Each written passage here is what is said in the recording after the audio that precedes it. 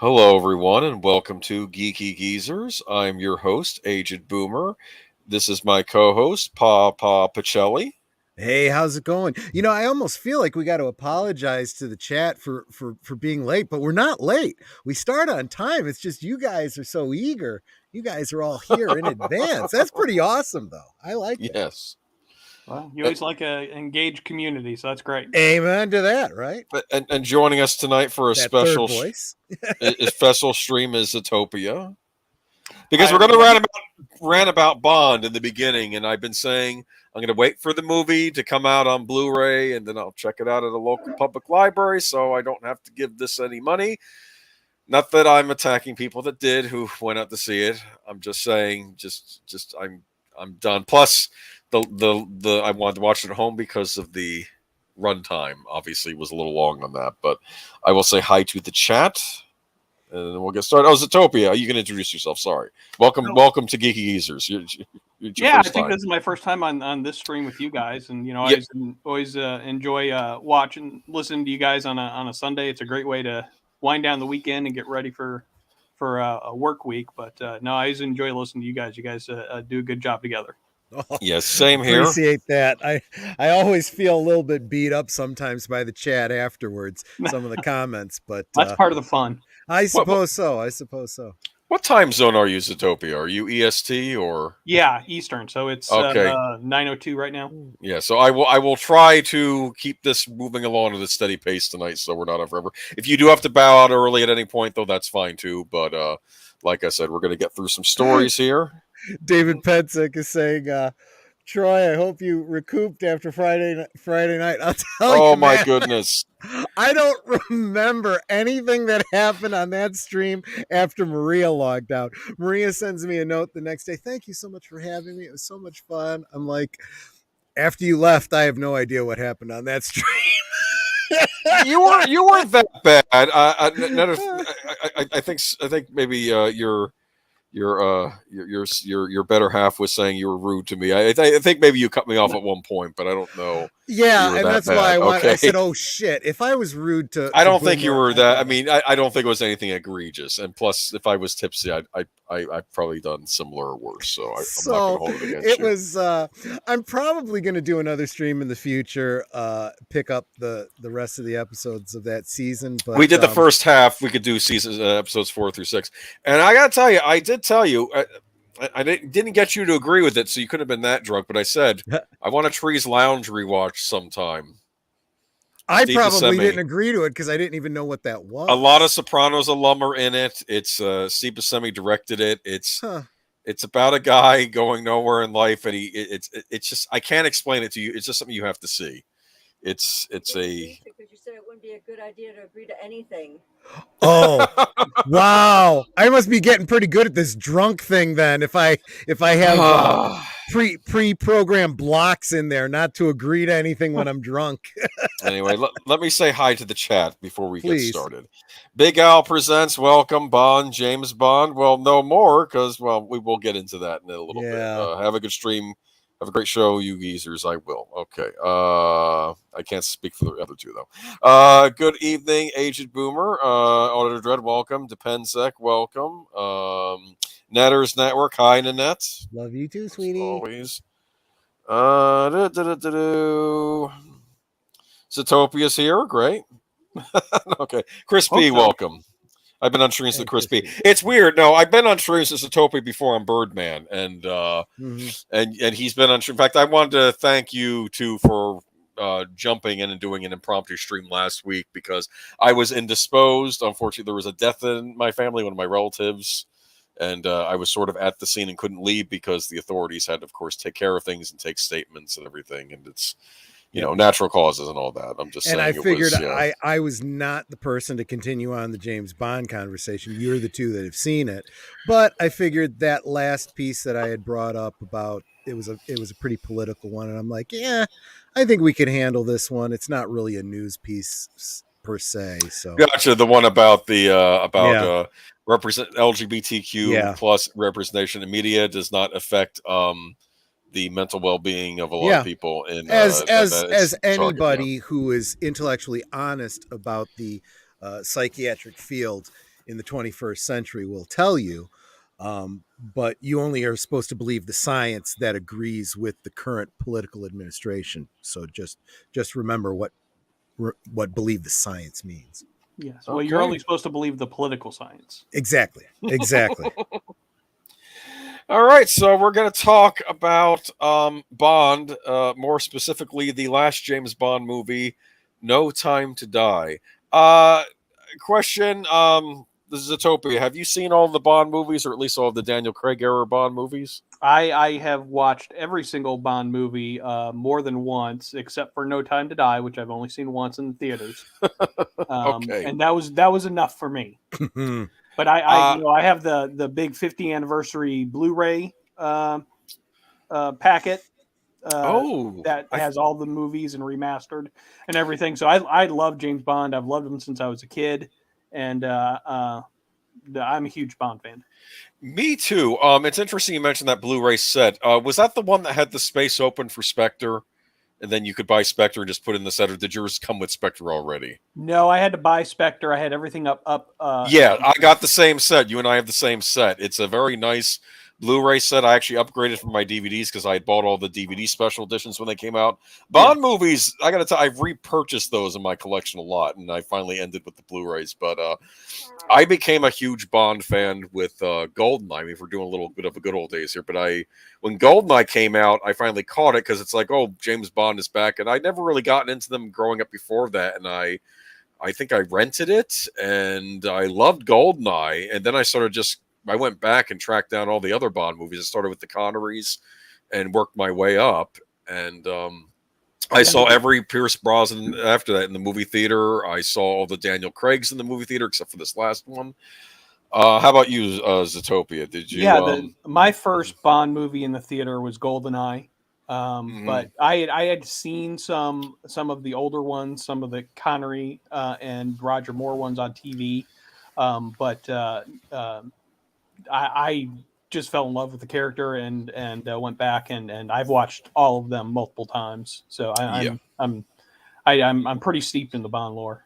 Yeah, I have my favorites. Spy Who Loved Me might be my favorite. I do love Thunderball. That's my favorite of the Connerys. I love that one too. And I think it's an underrated one, including the theme song. People seem Thunderball. I think people seem to like the first three, and then they say Thunderball falls off. But I'm like, no, Thunderball I think matches up well with the other three before it.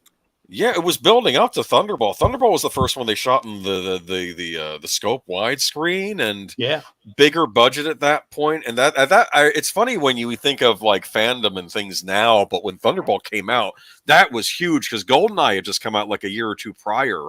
And that was that like cemented Bond in the public consciousness. I mean, the first movies were good and popular, but when did I say Goldfinger, when that came out, that was a huge movie. And then Thunderball was huge. And then you had the You Only Live Twice, respectful, good movie. And then, of course, we get the George Lazenby experiment under Majesty's Secret Service. How do you feel about that one? I'm just curious. I think it's underrated. I do too. Agreed, 100%. Yeah, it's the plot and I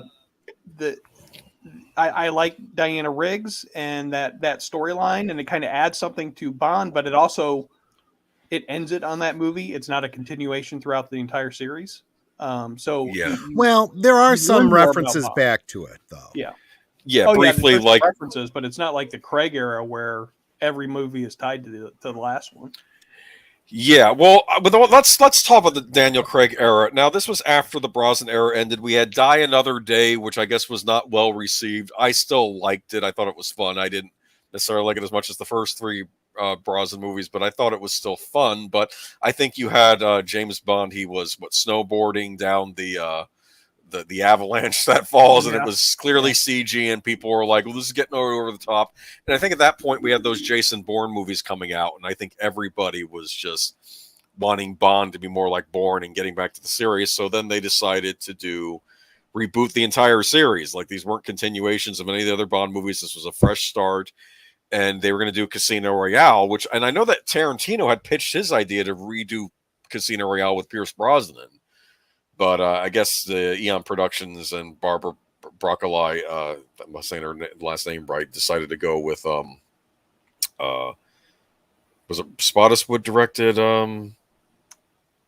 Casino Royale? I don't remember now, but or was it Martin Campbell? I think Martin Campbell, my mistake. Okay, and they got so they did Casino Royale, and I'd read the novel Casino Royale, and they changed some things, but I thought it was fairly faithful. What was your impression of Casino Royale when that came out? I thought that was a great movie. I mean, that stands up as a great James Bond film, and I love Ava Green.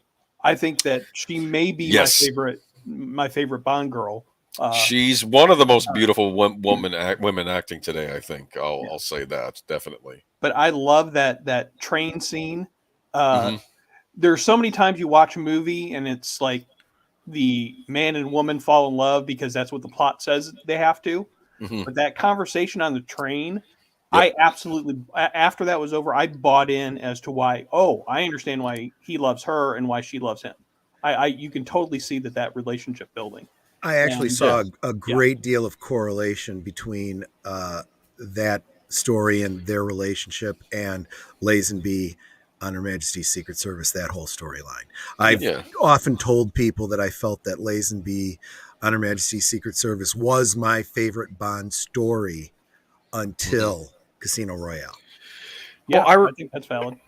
I remembered in the book he was considering leaving the MI6 and all that because he was thinking, are we really better than the people we go up against? And of course, then you find out Vespers was coerced into having to work for Smersh, which was a Soviet organization, I believe in that book. And I think his idea was any organization that could do something to someone like Vesper, they are worse than we are, and I have to go and take them out. And that sort of sent him on the next book. He's wanting to get revenge against a Smersh agent, which I believe is Live and Let Die.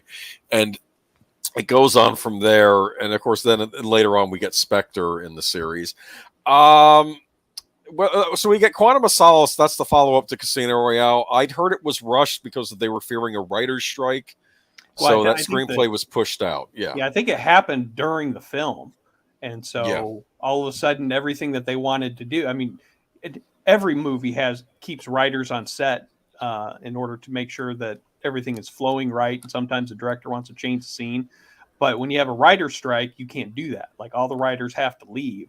And so the only person who is allowed to change anything is the director. And so basically the director and then Daniel Craig were the only ones that really, they kind of wrote the movie as they were going.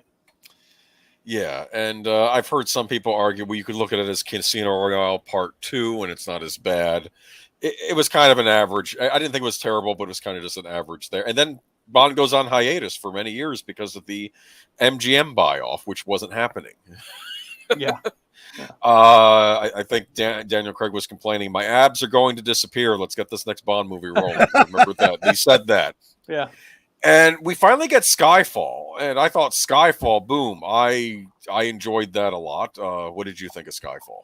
You can disagree with me. I enjoyed it a lot. There are several aspects to it that aren't very Bondian, but I've heard those complaints. Yeah. But as a movie, I really liked it. I thought that was it. I still think Casino Royale is the highlight of the Craig era, but Skyfall is right behind it. Yeah. So we have Casino Royale. Okay. And then, Skyfall. I kind of felt too at the end of Skyfall, we're over the hump. Q's in place. The old M died, but we have a new M. We have a new Moneypenny. We're going to finally start getting back to the Bond we know. He's kind of over this hump. And then we get Spectre. Oh, no. Yeah. I don't want to not like Bond movies. I did not like Spectre. And for years growing up, I'm watching the Pierce Brosnan movies. And I'm like, where's Blofeld? Where's Spectre? Why don't they bring back Spectre? Everybody loves Spectre. Bring back Spectre. I didn't find out until recently they didn't have the rights to Spectre anymore. No, they didn't. Yes. Yeah, I think it was after Thunderball they kind of lost that. They wanted to actually have Blofeld be the bad guy in Spy Who Loved Me. And there was a big court dealing with there was a big court dealing with between Albert Broccoli and the other guy who kind of the guy that wrote. That's a whole nother story I'll get into another time, where Ian Fleming and this other writer have co-writes the Thunderball in some creations because that was settled out of court. I'll get into that later. But basically, so we get Spectre back. So okay, Spectre's back, and it just felt like Bond was being tortured the whole movie. In fact, he was literally being tortured in one scene by his arch nemesis that we finally get to see, Blofeld. Good casting, actually. Christoph Waltz. I thought he was a great cast. Too bad they didn't use him. No, they didn't let him use Blofeld. But Spectre was basically all Spectre was. The way I kind of took the Craig era at that time was it took 3 Connery movies before you got Goldfinger, and that kind of set the standard of what a Bond film is. Yeah. And the Craig era was kind of, 3 films, and then Skyfall was redefining what Bond is going to be. And it wasn't bad. Right. And then Spectre just took a left turn. And tried to go back to the old formula, but if you watch Spectre, it's actually a retelling of Captain America: The Winter Soldier. It's those themes of safety versus security. And well, it's been pulled much, much worse. Bond movies do this, though. They do pull from what's popular at the time. You go back to Live and Let Die. That was what the black exploitation era. Then you have Man with the Golden Gun. That's the Kung Fu movies were popular. They do pull, and I'm not necessarily blaming them for that. And like I said, I think even the whole rebirth of the Bond era with Daniel Craig was kind of a takeoff on Bourne, because I think they got embarrassed by the Bourne movies. But so here we are. Spectre, though, I'm gonna say I kept arguing that I feel that at that point I feel like every time I'm going to these movies I'm going to a funeral for the character.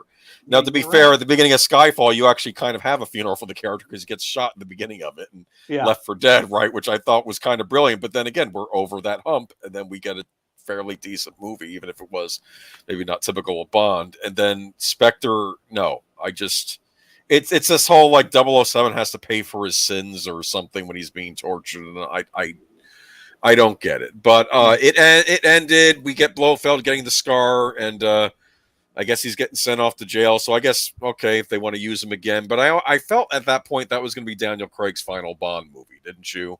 Yeah. Oh yeah. It looked clear to me that Daniel Craig hated being Bond, and he was so bored. Yeah. During it, he just looked like he was uninterested in saying those lines and doing that. Phoning it in. Phoning it in. That's what they call it. Like, yes. Oh, good. They're 4 movies. That's good. Too good, too bad, and we'll move on to the next era. And that happens. I mean, the last Roger Moore movie. Yeah. Which I really wanted to like, but no, it's because you had a great cast as the villains. In it, but I like Chris Walken. I like Grace Jones in it. I thought, oh, great having her as a henchwoman, and I could see her kicking his ass. So anyway, we move on to then we have, and I had a bad feeling about No Time to Die for a while because. So it gets announced because first it was Danny Boyle who was supposed to direct it, and he wanted to introduce the whole Me Too era into the Bond thing, and I don't know what his plans were, but he must have gotten into the fight with the producers and they got rid of him. And I think they said that they wanted him to do things to the character that I don't know if we've talked about yet, if that's spoilers or not, but he's like, well, I don't want to do that. I don't want to be the person that does that to James Bond. Really? Okay, we're going to go ahead and spoil. Spoiler alert for those of you who have yet to see No Time to Die, leave now. We'll probably be back in 20 minutes with the regular news. But let's get to No Time to Die. We're doing this preamble all this time. What did you think of No Time to Die? I was alternately bored and hated it. It went on forever. I thought of the Lamb Chop song. Like, this is the song that never ends. I'm like, this is the movie that never ends. I'm watching this. First, we get the what do they call those things before the credits? Like the tease or the pre-sequence or whatever they call those. Preamble or whatever. Preamble, whatever. I know those are always fun to watch. Pre-credit scenes. Even in Spectre, the pre-credit scene was pretty good. The one that took place in Mexico City during the day of the. I thought that was because that first 5-7 minutes is all one shot, and that was really well done. I thought that was excellent. So there were things even in Spectre, as much as I promised, I could point to things in the movie I liked.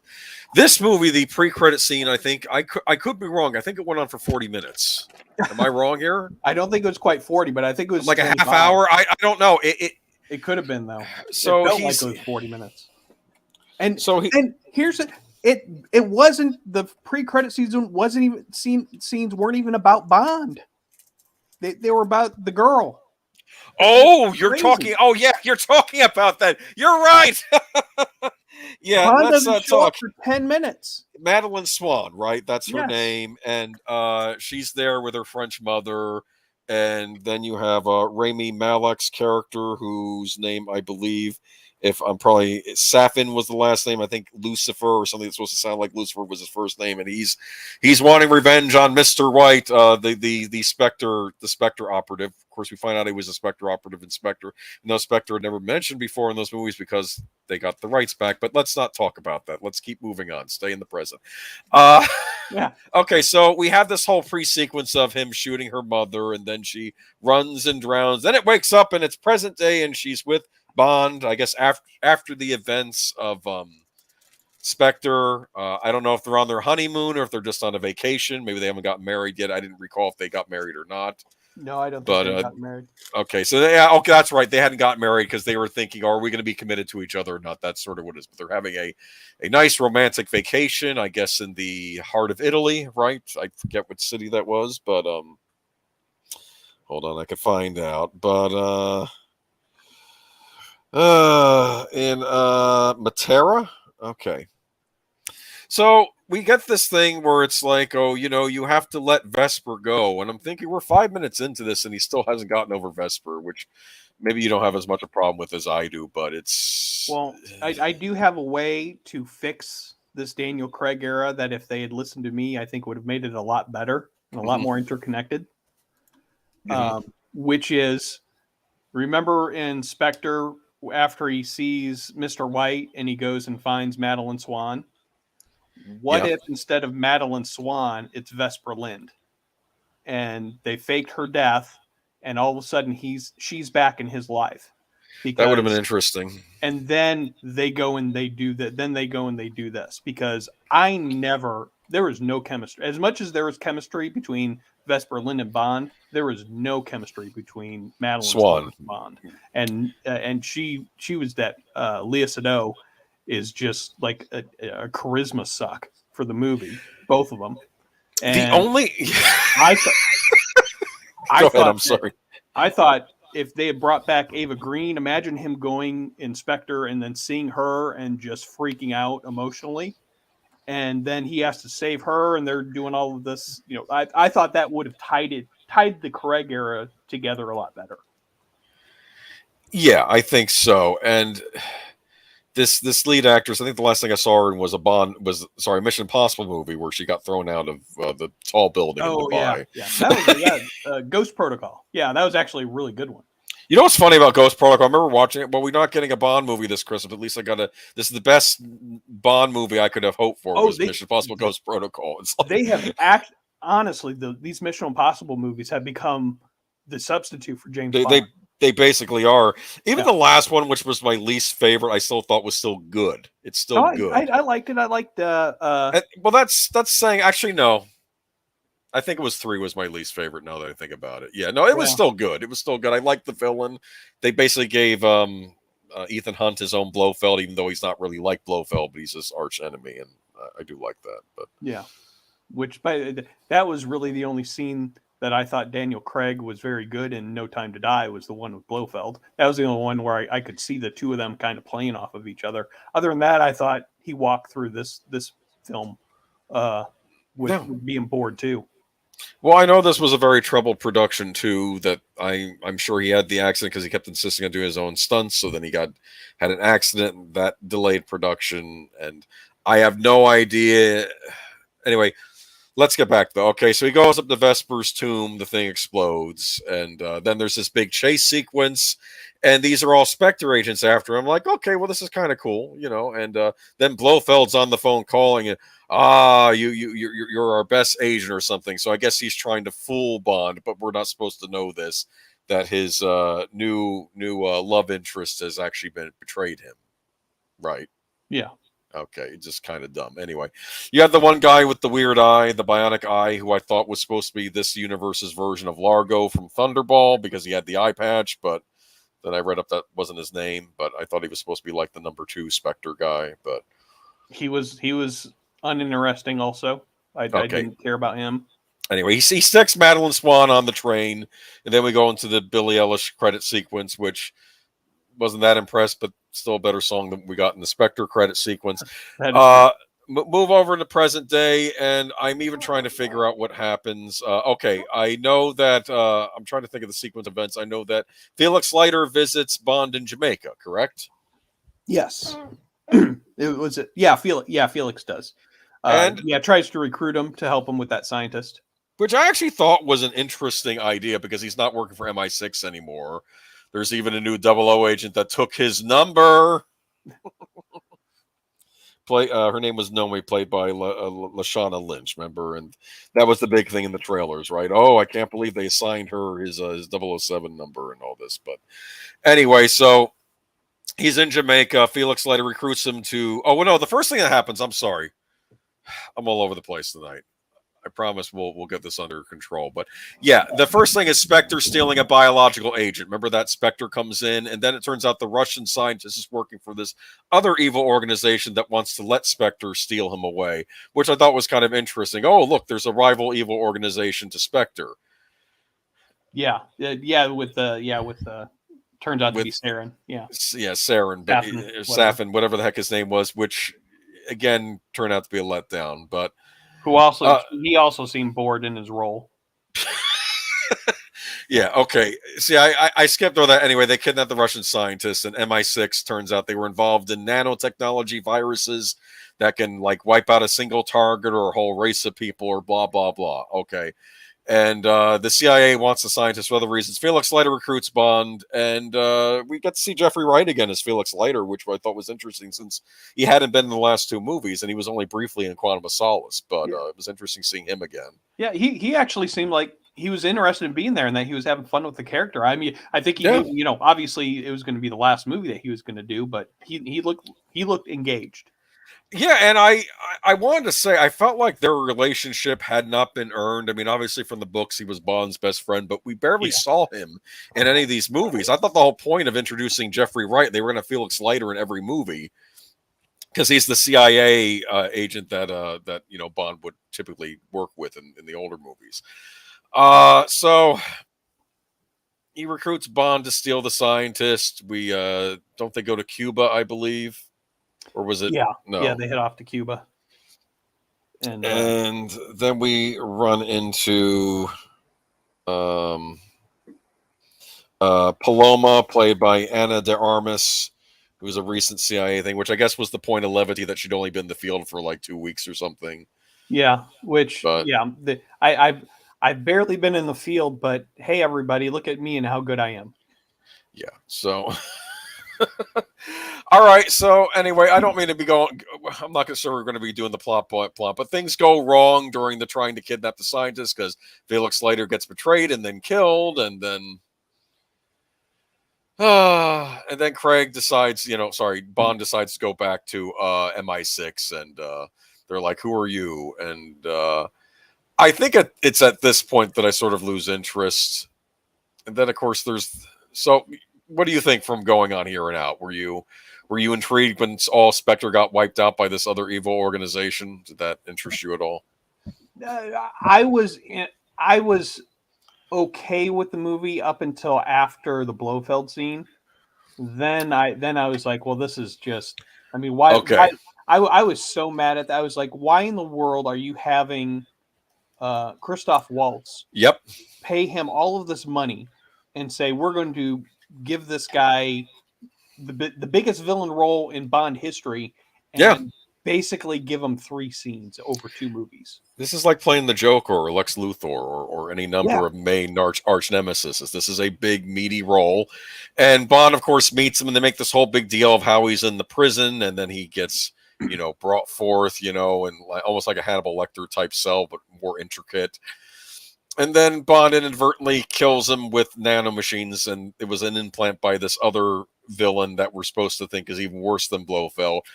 And this goes back to one of the things I couldn't stand about Star Trek Picard Season 1, how the Borg are always the big enemies on TNG, right? But they were making a big deal in this series. Oh, there's a much worse alien race of robots out, and they're the alien robots make the Borg look like Little Mary Sunshine. And then, of course, your other big bad alien race just kind of is a letdown, but you also diminished your already established, villain. And that's sort of what this felt like. It felt like we already have an established villain. Blofeld is enough to carry any Bond movie. And if you're going to replace him with another villain, that villain had better be interesting. But yeah, I mean, you should put some time and effort into him and not just have him. I mean, he probably was in the film for 15 minutes. Yeah. So he hated Blofeld and he hated Spectre because they killed his family. So he wanted to wipe out Spectre, which he did. And now I'm kind of losing things. What was he trying to do after this? Poison the world or reorganize the balance? He had a poison factory on an island where he made his own poisons and nanoviruses and all sorts of things. Yeah, he was in love with Madeline Swan, and he was gonna start a family with her, and he was basically going to kill everybody else except for a few people and start the world over because because Blofeld and Spectre had killed his family. Yeah, so we're out of Blofeld, and he kind of dies in an unspectacular manner too. He's just lying there dead. Yeah, that's when I was like, I'm not. I was checked out in the theater after that. I was like, why in the world? One scene where Daniel Craig seemed engaged and was playing off Christoph Waltz, and then it's like, nope, we're just going to kill him. But then we have Bond gets to meet the daughter of Dr. Swan, who is not his daughter. Of course it is. We find that out later on because I think they picked a young actress that even had some similar features to Daniel Craig, right? Yeah, they gave her his blue eyes. Blue eyes, a little bit in the nose too, and she's speaking French to her mother and all this, and I'm just I had already known the plot going into this. I take it you had gone into this movie straight, though, without hearing anything, right? I think that can affect how you see. Spoilers that they were going to kill him off and all that. Yeah. Well, yeah, and that's, of course, the big thing. So, of course, Bond gets revenge on the CIA agent that betrayed Felix Leiter and kills him. So, again, it was more interesting in License to Kill when he takes out the guy that messed with Felix Leiter, but hey, he got eaten by a shark. That's awesome. If you're gonna go, get eaten by a shark. That was from the novel Live and Let Die, because something happens to Felix Leiter, and I think the note was left next to Felix Leiter. He disagreed with something that ate him, and that got Bond furious, and he took out the people that did that to Leiter, but it was. And they kind of used that for the plot and License to Kill. But anyway, so he goes to the Poison Island with Naomi, who I think they actually I think they completely rewrote her and her character and refilmed it, because I think from the trailers before and the way that they were talking before, she still kind of gave him and made fun of him a lot, but he came back at her pretty hard. I think in the original draft of the film, he just kind of took it. And that's what it looked like from those trailers. Now, again, like I said, Troy and I have talked about woke marketing and how sometimes the movie may not be woke, but they're portraying as woke. But you're right. They could have refilmed things too, based on the horrible reaction people had to that. And again, it was a marketing ploy, I think. But I don't know. Did you like Nomi, the character of Nomi? Did she grow on you a little bit? I mean, I guess they made her more likable by telling M, "Oh, give him back his number. It's just a number, right?" Well, in a word, did she grow on me? No. I mean, if I had to sum up her character, it would just be no. Okay. I'm not interested in seeing her story continue. She didn't make it wasn't an overall bad impression, but it wasn't a good impression. Ana de Armas' character made a much better impression. Well, she was funny, but one thing I've noticed too, especially with Daniel Craig, like when she says take off your clothes and he's like, oh, I'd like to get to know a little better first. Oh no, that's not what I meant. And it's like I almost felt like Bond was not the ladies man he usually is in a lot of these movies. In this movie, like they're almost making a joke out of that. I mean, but again, he has the love of his life, Dr. Swan, in this movie, so there's no reason for that. Yeah. Well, and there's that one scene where he hits on Ana de Armas and she's like, ew, no. And it's like, why do you need to do that? Why do you need to do that? That bothered me. That bothered me. It just okay. So there's Remy Malek's character. He does some speech about playing God, or Bond says about playing God. It's funny. I watched Mark Kermode's review. Of course, he had to give this a good review because it's Daniel Craig. But it's funny. His co-host was like, "Was that a scene out of Austin Powers?" And I'm like, "Oh no." Okay, so we have the I will say I like the scene where Saffron had his daughter, and you see kind of Bond like, okay, I'll do whatever you want, just don't hurt her. Mm-hmm. I was kind of like, okay, well, we finally found something that Bond really cares about, and he in that moment I was like, oh, Bond would have done anything in order to make sure that she was safe. And so there's that a little bit. I saw some good acting from Craig in that scene, but other than that, I kind of bought that, and I kind of felt bad for him there. But for the most part, Daniel Craig looked bored. Right. And then he has the final fight with Saffron, and he gets some nanobites thrown in his face. And now I guess anybody he touches will die. Is that right? And anyone that shares his DNA. So he would never be able to be near his daughter again. Oh, so that was just it. I thought it was just anybody, because I thought, well, geez, that they try to surgeons work on him, they might die too to get the bullets out of him because he got shot up a bit. No. So they decide, you know what, we're just gonna I'm just gonna let the missiles hit the island and I'm gonna die. Yeah. Which, by the way, that was the one part where I was like, oh, they're not really going to kill him off, because now you can go back and have a traditional Bond, because you could have his daughter out there forever, and he always kind of go back and mention his daughter and you could do a Skype call with her sometime, Yeah, but yeah, exactly. But she's not really a part of the universe, so she's not really a part of it. But she can be out there. Instead, he's like, nah, I'm just gonna give up. Nah, that's it. That's even dumber than I thought. I thought like anybody he touched would die. I thought that's what that was about. I didn't realize it was just anyone who shares his DNA. That's just no. I'm pretty sure it's just the DNA. It's just stupid. Okay. And then, well, I guess we have a nice wrap up, and then Dr. Swan tells her, I'd like to talk to you about Bond, James Bond. The movie ends there, and that's it. That's it for Daniel Craig. I guess they've killed him off, so he'll never come back unless maybe in the next movie the villains or the bad guys are going to be trying to find his decaying corpse to get the nanobots out of to use as a super weapon, and maybe it'll be his grown-up daughter that has to stop the bad guys. What do you think? Huh? I guess they're going to bring him back somehow. I don't know. And they're just going to reboot it. That's what they're going to do. Yeah. Well, I heard at least one interesting thing where they said that they're going to take Bond back to the 60s and tell like untold James Bond stories. That's slightly interesting, because maybe you can go back and have a more classic Bond. But I don't think that holds up long term. Can I suggest a possible sequel? Sure. The Return of James Bond, Mecha James Bond. No, you out of nanobots. You joke. There are nanobots in this movie. There's a guy with a cybernetic eye that he can pull out, and Blofeld can look at things through, and all this other. And I'm sorry, that was nonsensical. It's gotten to the point where even absurdist humor is exactly the kind of stuff they're doing. So if you look at those old Bond movies where he has the jetpack and the car that turns to the submarine, goes underwater, those were based on existing technology. I'm pretty sure. Now, okay, the jetpack actually was a real functioning jetpack. Oh yeah, yes.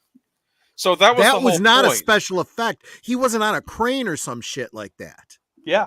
No, that actually that I wanted one since I saw that movie. It was the same one you saw at the Olympics that the guy came in on. It was the same jetpack. Yep. Yay, it's over. Was I going on too long, Netter? Anyway, Agent Honor Dread. This sounds like Metal Gear Solid, yeah. But I had promised Zootopia. I don't think they're going to be doing 60s. I think now with the situation of how the world is, especially with another country now maybe getting into conflict with the West again, I think it's going to be, they're going to go back. They're probably going to reinvent Bond again, and he'll be in the modern day. And you think we're going to go back to Cold War type stories? I think so. I think so. Well, I kind of hope so, because those were some good stories. I mean, we'll see what happens. Even if I feel like our whole take on what's going on over there and politics is all effed up, you know, we're not the good guys anymore, people. I'm just putting it that way. There you go. He has to take over, or his enemy is now the United States. Well, no. But here's the thing about Bond, though. He's the hero. He's. There was a line in Die Another Day he's bringing up, which I thought was a great line, which one of the North Koreans said when they looked up. We got some information. This isn't who he says he is. He isn't who he says he is. This is James Bond, a British assassin. And I'm like, yeah, basically that's what he is. I mean, he can be cold-blooded when he's taking out bad people usually, so we don't care, but he's not a nice guy. This is not and that's the way he was originally written. Yes. And the way he was, the whole concept of a license to kill people, that's an assassin. Yeah. Well, then in the world is not enough. He shoots well, now I forget the actress's name, but shoots her right there. She says, "You won't shoot me. You're in love with me," and then he shoots her and kills her. Oh, was that Rosamund Pike? No, it was the world is not enough. With the world is not enough. Oh, the one who was the queen in Braveheart, the actress. I remember her. Yeah. Yes, Sophie Marceau. Is that what her name was? There you go. Yeah. Well, the reason this is another reason that I liked On Her Majesty's Secret Service so much. I feel like after that story, he couldn't fall in love. You couldn't use that against him. Yeah. And so if he's going to turn around and just shoot you, you know, I don't care if you're a woman and I just slept with you, you know, because he's done with that. Yeah. Well, he is his job, and he's got a job to do. And if it comes down between his personal life and his job, he's going to pick his job every time. And that's kind of what the Lazenby Bond was about, was, okay, I tried a life, and that's what Casino Royale was about, was, okay, I tried a life, but it will always conflict with his job, and he's always going to pick his job over having a life, because he thinks that he's the only one that can do the job. Well, and it turns out the way they write it, that turns out to be the case. Yeah.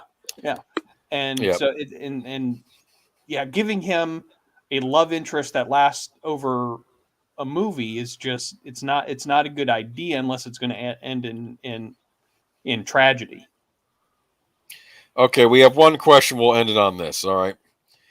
This is for all of us. Who was your favorite Bond? Well, I already said George Lazenby. Well, okay. It's still Sean Connery.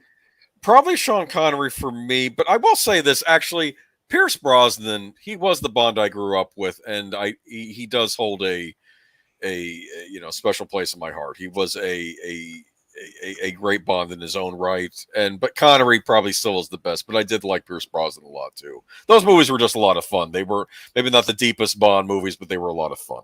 I thought Brosnan, he was always better than some of the movies that were around him. That's it. He was a better Bond than what the movies gave him. Yeah. And I felt the same way about Matt Smith as Doctor Who. Yeah. Yeah. I think that he knew the character, and he really tried to be that character. I thought Timothy Dalton was probably the most book accurate, but he's probably my least favorite Bond, because I also don't like his movies very much. Yeah. I do have a soft spot for License to Kill, even though I know a lot of Bond fans hate that one too. But yeah, but the other one, what was Living Daylights? That one just bored me to tears. I mean, that is one boring movie where I will just shut it off in the middle because I'm just. It has a great pre-sequence, one of the best Bond pre-sequences, but everything after that, it's Yes, I mean, totally forgettable villains, totally forgettable. It was. Yeah, I don't even remember. It was Joe Don Baker, wasn't it? Yeah, and it's him and somebody else. They had two kind of co-villains, and then Marion Diabo was the Bond girl, and she was they sled down in her cello case, and I was just like, they were toning down. They were also toning down a lot of the sex because of the Reagan era too, or at least that's what they thought it was. That's what they've argued. Because I guess things got more conservative then, so they were toning that down a little bit from what they did in the 70s. But I think part of it is, look, you're always trying to top yourself, and so you push the envelope a little bit more. And every once in a while, you got to step back and say, I'm not going into this. James Bond isn't about completely about sex. He isn't completely about violence. No, at least the movies aren't. And they still want a PG-13 rating, so you kind of got to step back a little bit. Gotcha. So I think that's also it, because the Roger Moores were starting to push it, and yes, the Timothy Dalton was definitely pushing the violence. He was, especially License to Kill. That was bordered on R for violence. Yeah. Favorite? I would say favorite Bond girl. Mm-hmm. Well, mine is Ava Green. I've said her. I think that she is just fabulous and terrific. But also Diana Riggs. I thought she was great. Yeah. Hold on, I got to find her name. I always forget her name, but I also and I'm forgetting what her name. But I always thought the girl from Thunderball, she was pretty hot. No, Domino. That was the character's name. But my favorite is the one from Russia with Love, Tatiana Romanova, as played by Daniela Bianchi. Yeah, she was my favorite. What about you, Troy? You have a favorite? Well, Bond I have to agree with Zootopia on his second choice. My second choice would also be Diana Riggs, but my first place, Mary Goodnight from The Man with the Golden Gun, Britt Eklund. Yes, absolutely. Yes. I have a type, guys. Britt Eklund. That's fine. It's nice. Favorite Bond film, Wolf Tamini, welcome to the chat, by the way, and he likes Man with the Golden Gun, a very underrated Bond movie, Man with the Golden Gun. Great villain in Christopher Lee as the Man with the Golden Gun. Yeah. Well, I mean, Christopher Lee if you want someone who I thought probably when he was younger could have been a great James Bond, it would have been Christopher Lee. That was Ian Fleming's pick for Bond. Did you know that? He wanted Christopher Lee. When they asked Ian Fleming if they had picked an actor, he said Christopher Lee. So it was interesting they got Christopher Lee to play basically Bond's opposite, which was the world's greatest assassin. But I'm sorry, what was your favorite Bond movie again? Zootopia? I still love Goldfinger. I think beginning to end, that is the essence of a Bond film, and it just every line and every scene is perfect. I mean, I love no, Mr. Bond, I expect you to die. I love that line. That is so great. How about you, Troy? Wait, I do want to comment on that line because that line comes up a lot. If you expected him to die, why did you just shoot him in the head? Why did you have to go through the whole elaborate? They did that. Have the opportunity to ask the question. You've seen Austin Powers. I right? have. Yeah. That's why that comes up in Austin Powers, and it's like because it's fun, because you're a supervillain, and it's what supervillains do. Yeah. I love it establishes that, hey, look, I'm going to set up something elaborate to kill you, and then I'm just going to walk out of the room. Yeah. And I'm just going to expect it all to go to plan. And that's the other thing. It's like if you're going to go to this much effort, don't you want to see it happen? Yeah. You know, I mean, I don't know. I think that would be more satisfactory, but whatever. That's like playing a video game and going, you know what? I'm just going to put this on automatic, you know, and let it play itself. You know? Definitely. Okay. So favorite James Bond movie. So I've come back around. I started out with On Her Majesty's Secret Service. I had decided that Casino Royale kind of took its place, but with the way that whole you know, Daniel Craig Bond thing kind of went, I think I'm kind of going back to On Her Majesty's Secret Service. That one holds up. Yeah. For me anyway. Yeah. Also my favorite James Bond theme. Louis Armstrong, We Have All the Time in the World, which they did use in at the end credits of this last movie, No Time to Die. Fuck, I'm glad I didn't see this movie. They actually did use the original Louis Armstrong song, though. They didn't just have a remix or anything. Whatever. At least they didn't go there. Okay. Well, and I will say my favorite Roger Moore era is The Spy Who Loved Me. And yeah, Barbara that's Bach could be my favorite one. Favorite Bond girl too. Yeah, Barbara Bach, I love, and that is actually my favorite Bond movie, is Spy Who Loved Me. And I love, there are a lot of Bond movies that are contenders for favorite Bond movie. Like, I really like Thunderball, and You Only Live Twice is still good. Not Diamonds Are Forever, but that'll be a rant for another time. I'm trying to think though. On Her Majesty's Secret Service, great movie. I was rewatching it a couple years ago, and I'm like, wow, this actually holds up very well. Yeah. But and no, I think like Telly Savalas. I thought he was a good Blofeld. Great, Telly Savalas. It's Sure. interesting. They picked the voice actor for Lex Luthor, Clancy Brown, because Clancy Brown sounds like Telly Savalas, and they wanted that Lex Luthor based on Telly Savalas. I never realized that, but They when did. you consider how he's drawn, He's drawn like he was supposed to be Telly Savalas. Like I dig that. Yes. Yes, and no, Spy Who Loved Me though had Jaws in it. I know people like Odd Job, but I think Jaws is still my favorite of the Bond henchmen. Yeah, and like I said, a lot of the Brosnan era movies I like. It's funny, Wolf 10 Media was bringing up Jinx. Hey, Halle Berry in that bikini coming out of the ocean like Ursula Andress. Nothing wrong with that. But yeah, that is true. Zinnia on the top. Yeah, the great Famke Janssen. Remember her? Yeah, I think that's the first movie where I knew who Famke Janssen was. Yeah, it was my introduction to her too. Wow, she was something else.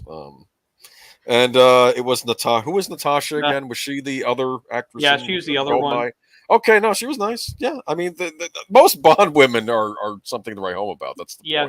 They're not a lot of uggos in that list. Or Bond girls. I'm calling them Bond women because that's a PC thing to say now. That's what the producers told me to say. Well, but you're assuming their gender, right? Shouldn't it be Bond people? Yeah, maybe it's Silva from Skyfall.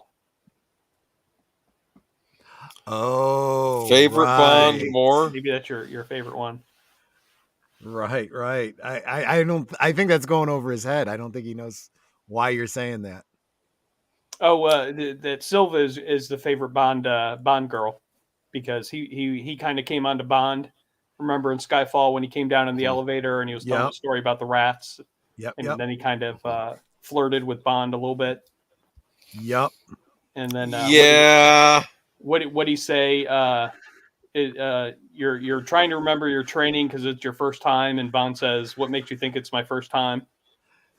Well, yeah, I remember that. That was the great Javier Bardem though as the villain in that movie. So, but favorite Bond, more reason favorite films. That's okay. A lot of people like the Moore era, and they were fun.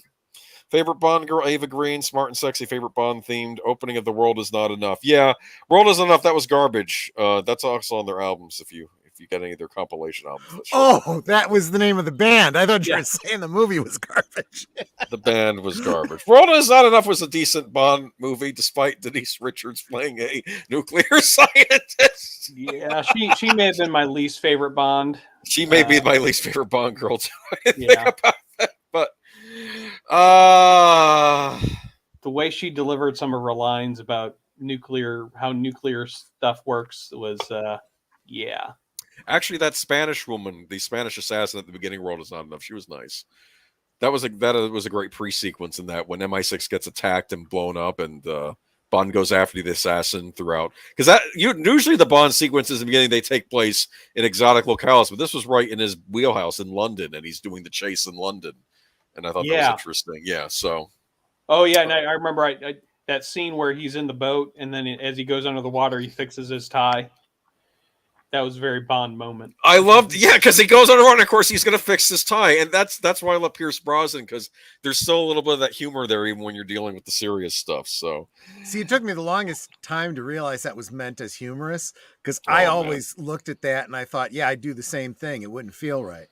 Okay, I just want to say one more thing. I could go on about Bond all night, but Wolf 10 Media is saying I meant GoldenEye's opening. Yeah, Tina Turner. Great.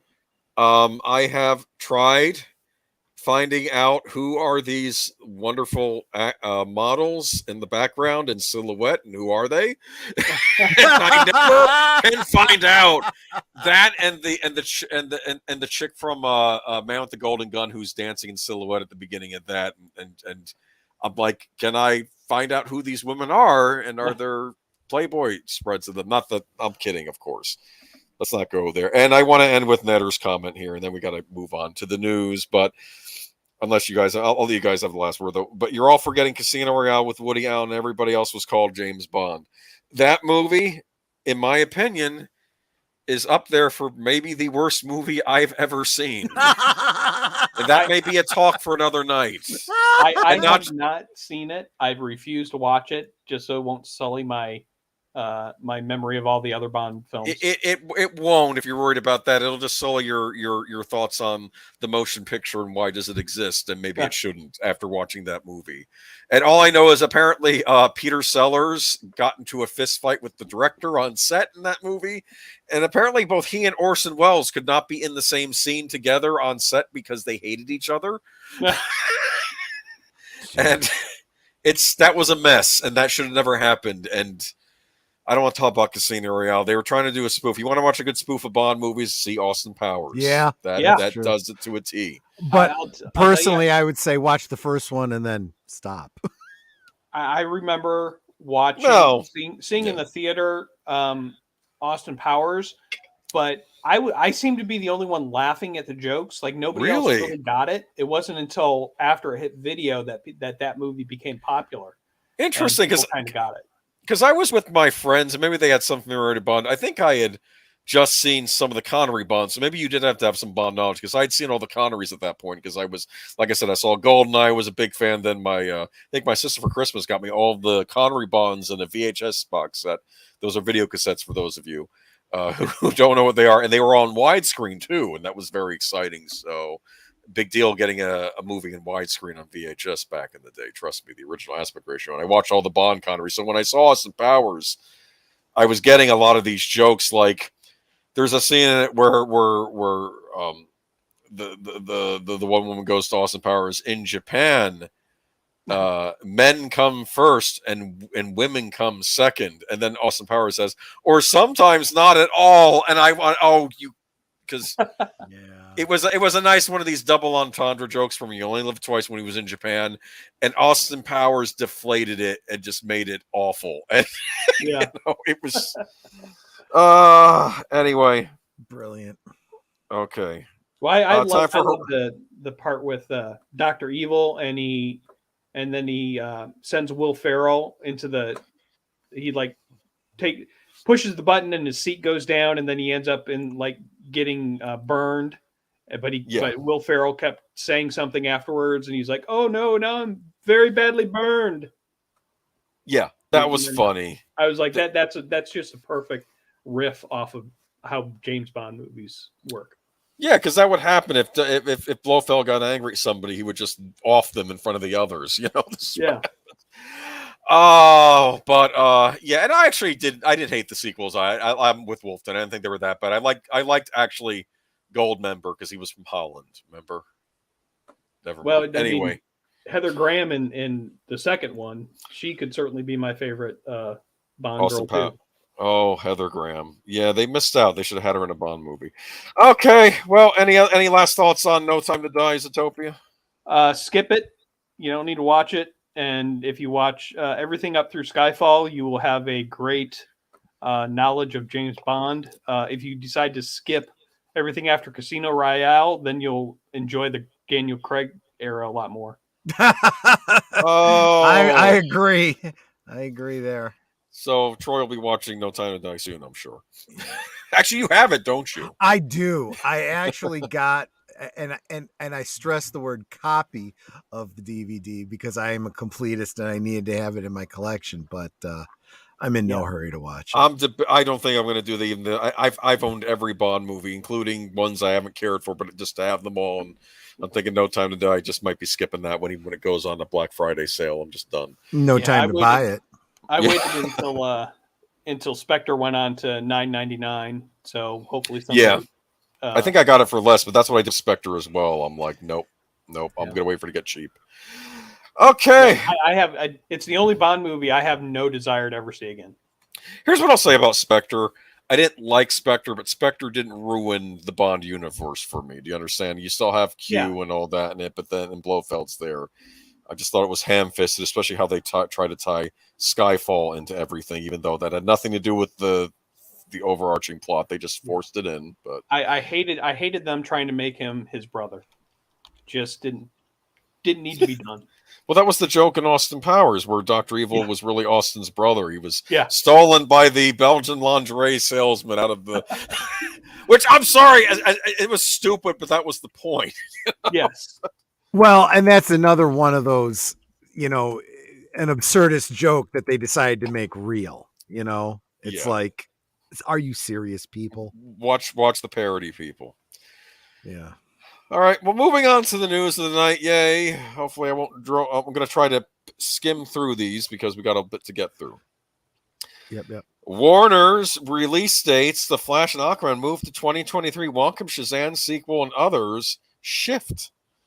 Yikes. Okay, we've heard that a number of these movies, which are very effects heavy, are being pushed due to the logjam many post-prod effects houses are facing as productions ramped up during COVID. Oh, I used the word I'm not supposed to. Oh. The Flash. No, I think they don't care that a long time anymore. ago. Yeah. The Flash alone has 2,500 visual effects shots, as we understand. Okay, so this is more just there's only so many people that can do the fancy CG. Is that what they're saying? Just get the people that did the CG for Supergirl, and you're all set. Oh, jeez. Oh, that was terrible. I've seen some of the CG in that, and it's just terrible. Even the what is that? The corridor guys or the corridor kids or whoever it is, the ones that do the. They've looked at it and they've said, yeah, this is just bad. The effects on Charmed were better, I'm sure. Okay, but so this is previously Warner made a slew of release date moves, some high profile moves today. Okay, DC League of Super Pets moves from May 20th to July 29th. Yeah, I didn't even, that wasn't even on my radar, so I hadn't until they announced that they were moving it. I didn't know it existed. And so I'd seen the trailer for it. It may end up being one of the better DC movies coming out. I don't know. We'll see. It's a computer animated movie, kind of like My Secret Life of Pets, except with Crypto and Ace. Well, see that they need to do a live action Crypto, like those old Benji movies. Oh, that'd be funny. Oh yeah. Or like I used to enjoy those films. I really did. But I'll tell you what though, I've been stewing on this for a couple weeks now, and I still have especially after the Batman came out, I have no flippin' clue what Warner Brothers is doing with their DC slate. It's one part of me is like, if you're pushing all these out, you think back to the times that this kind of stuff happened with Marvel, right? And you go, well, they've got these movies lined up where you got to see this movie before you see the next one, right? So if there's some reason you have to push one off, you have to push them all off, right? Or you got to rejigger things or whatever because the story's integral. Now, I'm not sure that that's what's happening anymore with DC, although everything I hear about the Flash is that Flashpoint is setting up, something that requires the shared universe and interconnectivity, which implies that anything that happens to the Flash has to be fixed or changed in other movies too. But the one comment that I did want to mention is that for months, Cameron Pasha, a regular contributor to Midnight's Edge and Hollywood Insider, had been predicting that the Aquaman 2 film was going to be delayed. Now, he thought it would be for a different reason, and these are not mutually exclusive. But there's been a lot of movement lately on the lawsuit with Mrs. Aquaman and the pirate guy. And that has been pushed back. Yeah. It's getting pretty heavy duty, and there's a lot of people speculating she is not going to appear in Aquaman. Apparently, she wasn't supposed to have that big a role anyway, so maybe dropping. Have they already filmed it? I mean, I was going to say I don't know how big her role is. It's possible to let her out. Well, because everything's been pushed out. There's all the post-production stuff that they're claiming is the reason, right? That still needs to be done. But reshoots are always possible as long as you have a lag here. So it wouldn't be difficult if they wanted to replace her. I don't think they're going to do that, though. I think she just goes away and her character hits the cutting room floor. That would be my guess, is that even if she's in this for a little bit, they'll write her out. They jolly well should. Yeah, this is a real problem for Warner Brothers. They'll have Wonder Woman kill her, and then Flashpoint will start. Just snap her neck, just crack. Okay. The Flash moves from November 4th to June 23rd, 2023. Aquaman moves December 16th, March 17th, 2023. Wonka moves from March 17th, 2023 to December 15th, 2023. Oh, Did they cast that? Don't know. Timothy Chalamet. The kid okay, because they were. I remember we talked about that a while ago. It was like between him and Tom Holland. I guess Chalamet might be. All right. What would really be a good way to deal with stuff like that? Everyone wants to reimagine, reboot, whatever. If someone were to go back, and they almost did this with Superman Returns, right? You make a true sequel to a beloved franchise. And even if you have to recast it, right? Do an actual sequel to the Gene Wilder Charlie and the Chocolate Factory, and you base it on the book Charlie and the Great Glass Elevator. Yeah. Which takes him into space and all other kinds of stuff. It's that's what you should do, and try to incorporate the same kind of humor and style from that previous film. That would be something that you would have a generation of people going, this is awesome, bring my kids to see, make sure that you have the DVD so that you can show them the movie it came from. This is the way to do it. But no, they just can't. They don't have it in them. They got to kill the past, and reform everything in their own image.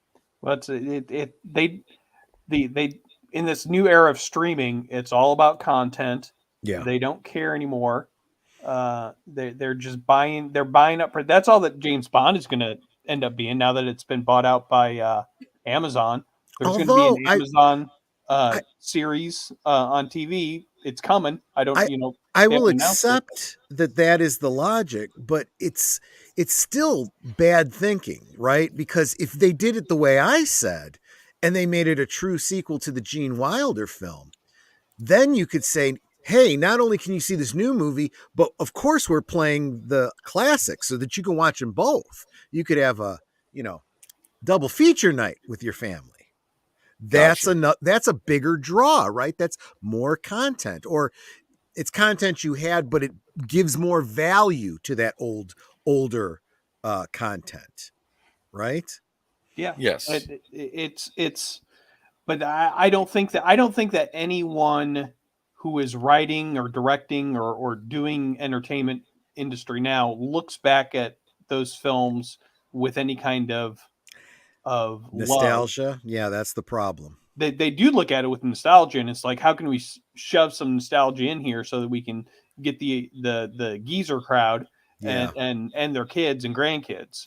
Yeah. But then they want to, it's about the message now. Now you have to have the right message. And then it becomes the double-edged sword, right? Because on the one hand, they stick it in there in order to get people in. So you have the fans saying, oh yeah, the member berries. But then when it's actually done well, like, there are very few examples. So we have to go back to Afterlife, and say, oh, well, those are member berries. No, they're not member berries. This is an actual sequel. You have to reference stuff from the past because it's a sequel, Yeah. So I don't know. I mean, the most successful film to do or property to do that of what you're talking about is Cobra Kai. I love Cobra Kai. Yup. Yeah, those are not member berries. Those are people weaving a good story based on what went before it. Well, a good follow-up because we get the characters we know and love, and we see what they're doing all these years later. And it's I mean, it's a story about a guy who peaked in high school, and now all of a sudden he's 45, 50 years old, and he's still reliving high school, and he's got to figure out a way to move on. And there is no way anyone could make accusations of Mary Sue's because neither of your hero characters, neither Johnny Lawrence nor Ralph Macchio's character, neither one of them is really, the epitome of heroic. They've both got some heroic characteristics, but they're very, very flawed. Both of them are. Yes. So and they carry that on into adulthood. They're still learning and they're still changing, and they're trying to fair. Teach their kids. And they just do it so well. So we do. What was that, Shazam? Oh, Shazam! Fury of the Gods is moving. Were any of you interested in that one? I haven't even seen the first one yet. I was mixed on Shazam. There were elements of it I really liked. I liked the whole Marvel family in that. I thought they did a good job with that. It was mixed. There were things I didn't like, but I don't know. We'll see. It may not. They got the guy. I liked it. I mean, it was kind of fun.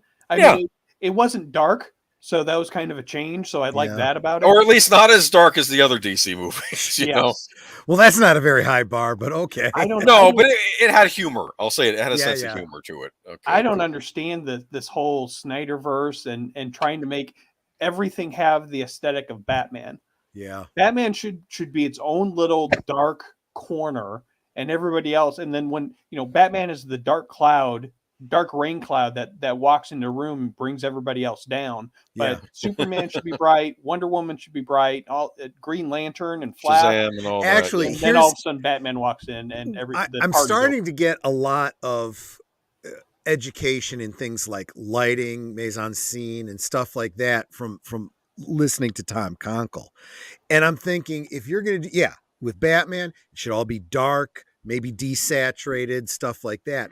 But when you go to Superman, you should have bright colors, bright lights, easy lens flares, but some, with Wonder Woman, I would argue you should have soft focuses. Sure. Make it almost kind of a 70s look to it. Maybe like a L'Oreal commercial type of thing, not in a sexist way, but in a softer edge kind of way, right? Yeah, and that's what, but Warner Brothers just doesn't understand what they have and how they could make it this way. I mean, Marvel has a formula, and it's going to be the same formula that we're seeing 20 years from now, and they're probably still going to be making $1 billion off of it. Yeah. Warner cannot copy that. They have to go their own way, and they're trying to push their characters into having. They want the Marvel money, but they don't know how to do the Marvel formula, and so they're doing all of these weird things and giving everybody a dark edge to them, and they don't have to do that. They can be their own thing. They can be something else and still make $1 billion. You know what? Out of deference to Age of Boomer, and I know you want to move this along, I like this topic a lot. Why don't we put No, I'm serious. Why don't we put a pin in it? And Z-topia, if you're available on Friday night. Oh, okay. I didn't have a topic for it until now. Friday night, why don't we pick this up again, and we will do a little bit of our Fixing the DC Universe talk on Friday. Yeah. I'll see if I can move some things around and be available on Friday night. But I'd love to be able to talk about this because when I watched saw Batman, I've seen Batman twice now in the theaters. Yeah, and I have tons of thoughts on that movie and what they're trying to do. Cool. All right, but yeah, when we get back to the news article, it's all been put off. And Meg too. I was really looking forward to that one. Well, the first Meg left so many unanswered questions. Yeah, like how the hell does that creature still exist in this world, you know? But yeah, it's they're saying it's all because of too much business for the special effects companies. Yeah, that's not true. I think that's bullshit because these special effects companies were talking about during COVID. Yeah, we're working from home. We're making this happen. No problems here. So that's not the issue. They're just still trying to find reasons to cast their problems onto COVID. Yeah. So Warner's needs to stop relying on Batman. Their cash cow is their model for other superhero movies. See Snyder, which was yeah. They'll probably talk about that. We'll on talk Friday. more about that on Friday. But you're exactly right, Auditor Dread. Mm-hmm. Yeah, and Ambassador Roy, when he likes Shazam. Like I said, I mean, I thought it was one of the more successful out of the. I don't even want to call it the Snyderverse anymore because are they connect? I don't know. New Alien movie in the works with Don't Breathe filmmaker Fede Alvarez exclusive. Are we excited? Huh? Okay, your screams in space will be heard as Fede Alvarez has anything to say about it. The filmmaker behind Don't Breathe and 2013's remake of Evil Dead has been tapped to write and direct an original standalone alien feature for 20th Century Studios. Ridley Scott, who directed the original sci-fi horror movie released in 1979 and returned for two 21st Century installments, will produce via his Scott-free banner. The project is intended to be made for Hulu as part of 20th Century's ambitions to make more than 10 movies a year for the Disney-operated streaming service. This is this whole thing where Disney Plus and Hulu are separate entities. So Disney is trying to sell both of these things, and sometimes they bundle them. But I think they're trying to compete with Netflix. You know how like Netflix said you're going to have a movie a week for a year, so I guess they're trying to get on that. So what do we think here? So no one mentioned, hey, we're going to have good movies. We're going to have good 10 movies. We're just going to have movies. Alien is a major 20th century not Fox property. Okay. We have Alien and its many sequels and prequels focus on the horror of a ferocious race of alien beings called xenomorphs who implant eggs inside living bodies via face huggers that violently burst out of chests when they reach a certain stage of maturity. This almost feels like that woman that was explaining the Avengers movies to Captain Marvel on that car commercial. That's what that was reminding me of, and she's using and it's just okay, Dan O'Bannon. I know Dan O'Bannon wrote the first movie. Okay, they're making another Alien movie. Do not be confusing this with the Aliens television series. That's also coming to Hulu. This is a standalone movie. And let's not forget 20th Century Fox. Well, 20th Century Studios. 20th Century Studios is owned by Disney.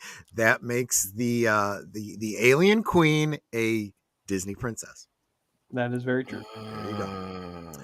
I've got to say that what has happened to the Alien and Predator and what was the prequel that they did? Prometheus and Covenant. Yeah. With everything that's happened with these things, I've just I feel like I should just go back to the comics. The Dark Horse comics were so much better. You know, if they wanted to, they should just take those comics and turn them into movies. But of course, they can't do that.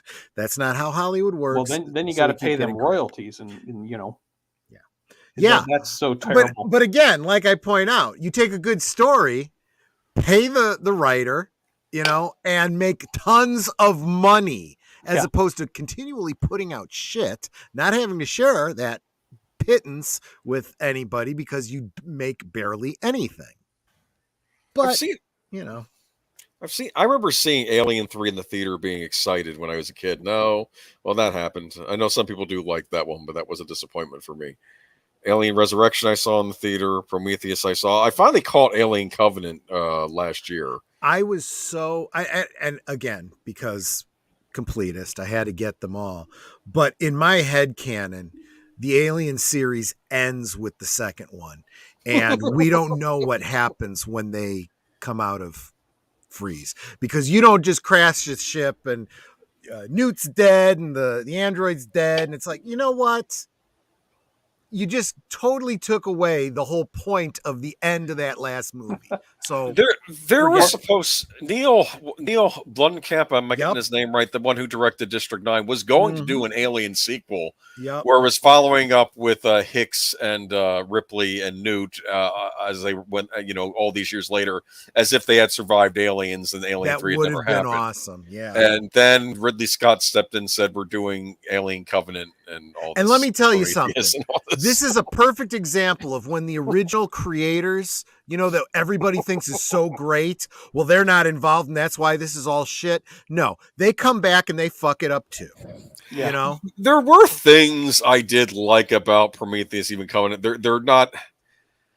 I almost wish that these had just been movies set in the Alien universe and didn't tie it to the Xenomorph. I think they would have played a lot better for me, because I love the android David. I didn't even mind that it was the same corporation from the Aliens movies. If it had just been something in the same universe as opposed to them having to tie it to the Xenomorph, I think I would have liked these a lot more.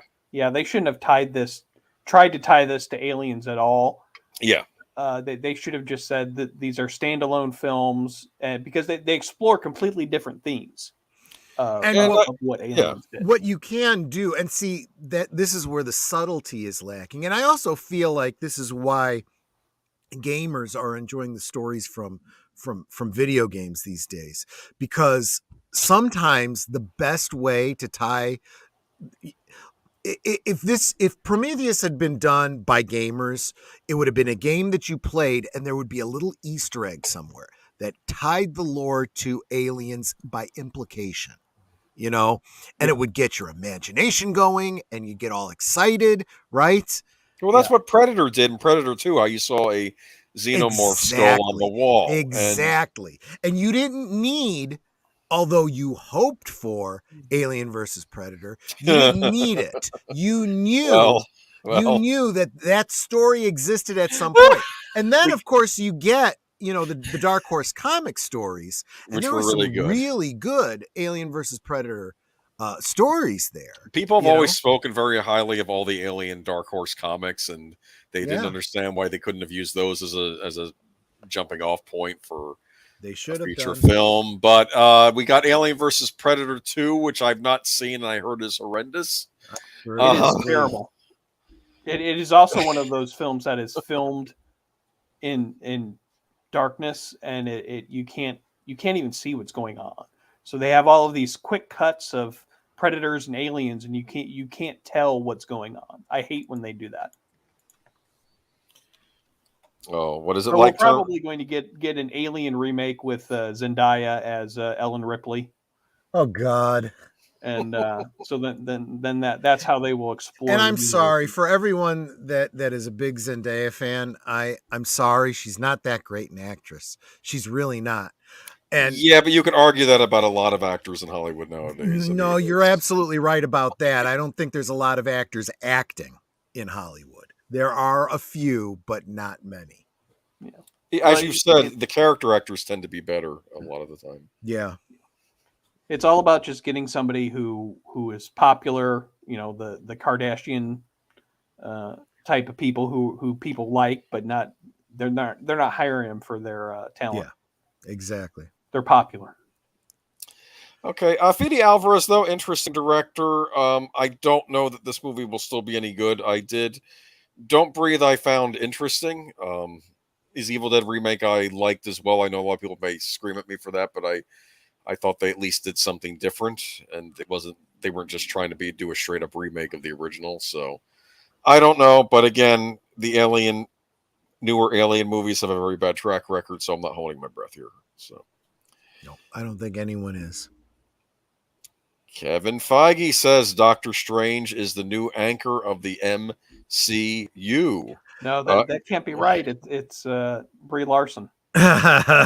Well, it's funny you say that. Massively popular Brie Larson. Because everything that's coming out about this whole Ms. Marvel show or whatever, looks terrible. Not only looks terrible, but has everybody saying, it doesn't make any sense. Why is she such a fan of Captain Marvel? Nobody should even know her in that universe, because of the way she's, yeah. And it's very clear from a lot of things that Captain Marvel is on her way out, Brie Larson, I should say. So it's very clear that they needed someone else to anchor these things on. And it was like, oh, gee, wait a minute. We've already gotten rid of friggin' everybody from the previous phases. Yeah. We need to keep some continuity. Maybe let's hold off, since we haven't even done a second movie with this guy. Let's keep him around and it makes some sense because he is the time travel guy, right? Well, I had figured that Black Panther would have been another anchor, but unfortunately Chadwick Boseman passed away. Yeah. Exactly. So leaving them with no one. Yeah. Doctor Strange. Yeah, go ahead. You got to have that. Tony Stark, Captain America, Thor, they all had credibility to be Avengers. Right. The only one who has credibility in the second phase or phase 4 is Doctor Strange. I think Black Panther could have. Unfortunately, that's tragic. But the only one that they've introduced who has credibility to be in the Avengers is Doctor Strange. You can't even say Bruce Banner, because certainly the Hulk can't lead the Avengers. Right. He's the autistic kid on Ritalin, for crying out loud. And Banner himself, he's an introverted scientist. He can't lead people. He wouldn't want to. Right. So let's see here. Marvel Studios boss and keeper of the MCU secrets, Mr. Kevin Feige, has described Benedict Cumberbatch's Doctor Strange as the anchor of the Marvel Cinematic Universe as it delves deeper into the madness of the multiverse. The upcoming sequel, Doctor Strange and the Multiverse of Madness, will put the master of the mystic arts through his paces as the consequences of unleashing the multiverse become clear. Here's a quote. Benedict has turned this character into an icon, appearing in a historic 3 of the top 6 films of all time. It's been quite a journey. I remember our very first meeting was set up as a general, and we wanted to pitch him this great character before we could. He said, so tell me about Doctor Strange, because you knew. Because somewhere you knew what this could be, and you've always seen the tremendous potential in this character. Because of that, you become the anchor of the Marvel Cinematic Universe and the only actor capable of guiding us through the madness of the multiverse. That's what I just read. Okay, so I think one of two things happened. One, which could be the more probable answer, is that this is the big Marvel movie of the summer, and they are trying to hype it up as much as they can because they needed to do those Spider-Man No Way Home numbers. What do you think? Maybe? Well, from what I've heard, they've had extensive reshoots for the Doctor Strange movie to make it more like No Way Home, the Spider-Man movie. And so that it doesn't surprise me that they're like, okay, people like Spider-Man and it wasn't a woke movie, and our other movies that we've been doing have been trying to have, the message, and it's not playing. And, Disney likes the message as long as they're making $1 billion. And let me tell you something. $1 billion is Spider-Man. They really realized they shot themselves in the foot with changing the ending of WandaVision. They know they screwed up. I've often heard this. We're taking Doctor Strange out of WandaVision. We're taking Tony Stark out of Black Widow.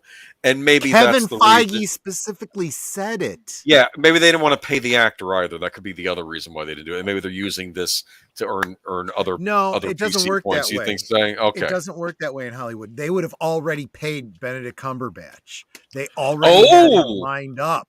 So, okay. Yeah, he gets paid either way. It was very obvious in that Black Widow movie, the scenes that were supposed to have Tony Stark in them, and they replaced it with some other guy that Black Widow knew. And I could tell that was supposed to be Tony Stark. He's the one that sets her up with the safe house in the country. She just wants to be on her own. Yep. And I could tell that was supposed to be Tony Stark's role in that movie. And there you can argue, you can argue that, I could see them trying to back away from RDJ because expensive. But no, if you are setting up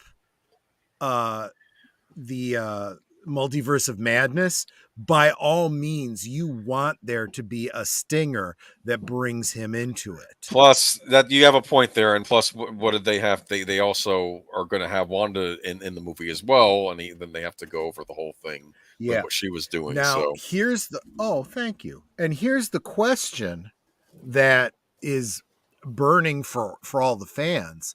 Do they treat her as the villain of the movie? Because you still have a huge segment of the audience going, do you people realize she was a villain in her own show? From the one trailer I have seen for this Doctor Strange Multiverse of Madness movie, one of the trailers, maybe it was the Super Bowl one, it looked like she was saying, oh, you do this, you're a hero, but I do this and I'm a villain, or something. Like, it almost looked like she was... So there you kind go. Of turning there. They might be doing all the that. message again, and it's she's okay because she's a woman. Well, no. If you consider her a villain, then you're a freaking patriarch. Don't misunderstand what I said. I think what she was saying is, I think, I'll put it to you this way. I don't want to take the scene out of context. I saw in the trailer once, but I think the idea is that they're setting her maybe up to be the villain of the movie. Oh, okay. That's from her point of view. Well, I don't know. Look, I don't know enough. All right, I'm just gonna say. Once Multiverse of Madness comes out, I am just gonna keep sharing that scene from WandaVision of the mom from that 70s show. If you won't let us go, just please let us die. That sums up the whole thing. Yeah, do you understand? You have tortured people, trapped and tortured a whole town. It's not something you are not a hero. You literally kidnapped a whole town and are torturing them. Yeah. So they talked about it. They were being tortured. You cannot spin that as, because she's a woman, she's a villain. No. Well, anyone who does this is a super villain. Yeah. But that's just it. Is you can have Wanda have that arc over several movies, and then she redeems herself. Oh, absolutely. And that would be totally comic accurate. Yeah. Because they were introduced, she and her brother were introduced as villains. In fact, one could argue they were introduced as villains in these movies. Sure. And they have gone back and forth between working as X-Men villains and Avengers heroes. Yeah. And, you could have her say, I tried being a hero and they hated me anyway. Yeah, that's fine. But then she still learns that being good is right because it's right to be good rather than being evil and helping people even if other people don't like you. And there's nothing wrong with. Guess what? That's the theme of the X-Men. Oh yeah, fighting for people who hate and fear us. And there is nothing wrong with the hero character winning by convincing her she's wrong and she needs to turn herself in or whatever, right? Yes. If Doctor Strange were to say to her, so is that why you do it? Because you want people to see you as a hero? Yeah. Because of his time travel, he takes her back so she can witness that scene of her in the apartment in Sokovia with the Stark bomb that hasn't gone off. Yeah. And go, so you want to be like the people that did this to you. That's okay with you? No, that's why you're a hero. So this kind of thing never happens again. Not so that people will love you for it. Troy, I want you to replace Kevin Feige. I did want to make a point, though, that I think Autodrid said that Sam Raimi was at the helm. He did give us the Spider-Man movies, so that true. If he's allowed to do what he can do, we may be getting a decent movie out of this. I don't know. Ambassador Wing also said that Doctor Strange could lead a team. He did lead a team, wasn't it? The Defenders in the comics. Yeah, in the comics, yes, he did. Yes, that's absolutely right. And I'll tell you what. I'll give you another what they should be doing. Speaking of the Defenders, this is your opportunity to bring in Reed Richards and go from Avengers movie, move us over to a Defenders movie. Yeah. Well, and you know what? You could set up the family of Reed Richards and the family, and you could have a Victor Von Doom, and you don't have to give them their powers right away. You can set them up for, hey, you know what? This is the reason why we went into space or wherever and this is why we got our powers, was because, hey, this is a reaction to what's been going on in the world. We're trying to fix this problem, but we got hit by the cosmic rays, and this is how we got it. And now we're going to be the heroes. You could totally set them up as being the support and then move them up into their own movies. That's true too. Yeah. All right. So we'll see. I've heard another rumor that this could be an introduction for America Chavez to come into the MCU, but again, that might just be a rumor. So did I just deflate everybody right there? Anyway, the excitement is palpable. The fact is, we're barely having any. We're actually more excited about our what ifs than we are about anything that they're actually going to be doing. So yeah. Well, we'll see. Other news: the Kenobi trailer drops. I don't know if anybody has any quick thoughts on that, or yeah, a couple real quick thoughts. This is a perfect example of a teaser trailer dropping and definitely has people talking. And I can see it already. I can already see the people that are bitching and moaning about things not being exactly the way they expect it to be. The Grand Inquisitor doesn't look exactly the way he does in the cartoon. Therefore, it's bad and it's wrong and it's lazy and it's whatever. And I'm sorry, I just can't take these people seriously anymore, because there are clearly a contingent of fans out there that are just looking for reasons to hate everything that is done with Star Wars. So it makes me wonder, why are you even commenting anymore? You know, do you just exist to bitch? I mean, yeah, this is the continuation of the Disneyfication of Star Wars, and it's just not even worth paying all that much attention to. I hope this is great. I would love to have a great Obi-Wan series. I love Ewan McGregor's portrayal as Obi-Wan, but in Obi-Wan, I mean, over the two series, is my favorite character. And I will say this. It is a series. I said the same thing about Rogue One. Rogue One, to me, is still the best thing that they've done since Disney did Star Wars, but it wasn't necessary. Prequels are not necessary. We know where the story is going. Okay. Right. So we don't need Kenobi, but as long as it's happening, actually, this is the same thing I said about Boba Fett, right? Everyone was bitching about the pacing of Boba Fett, and he's not what I expected. He's not a badass, this, that. And I'm like, but he's not continuity breaking.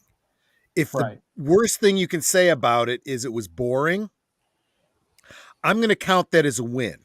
The reason I say that is not because, and the response I've gotten is, well, we deserve better. Yes, we do.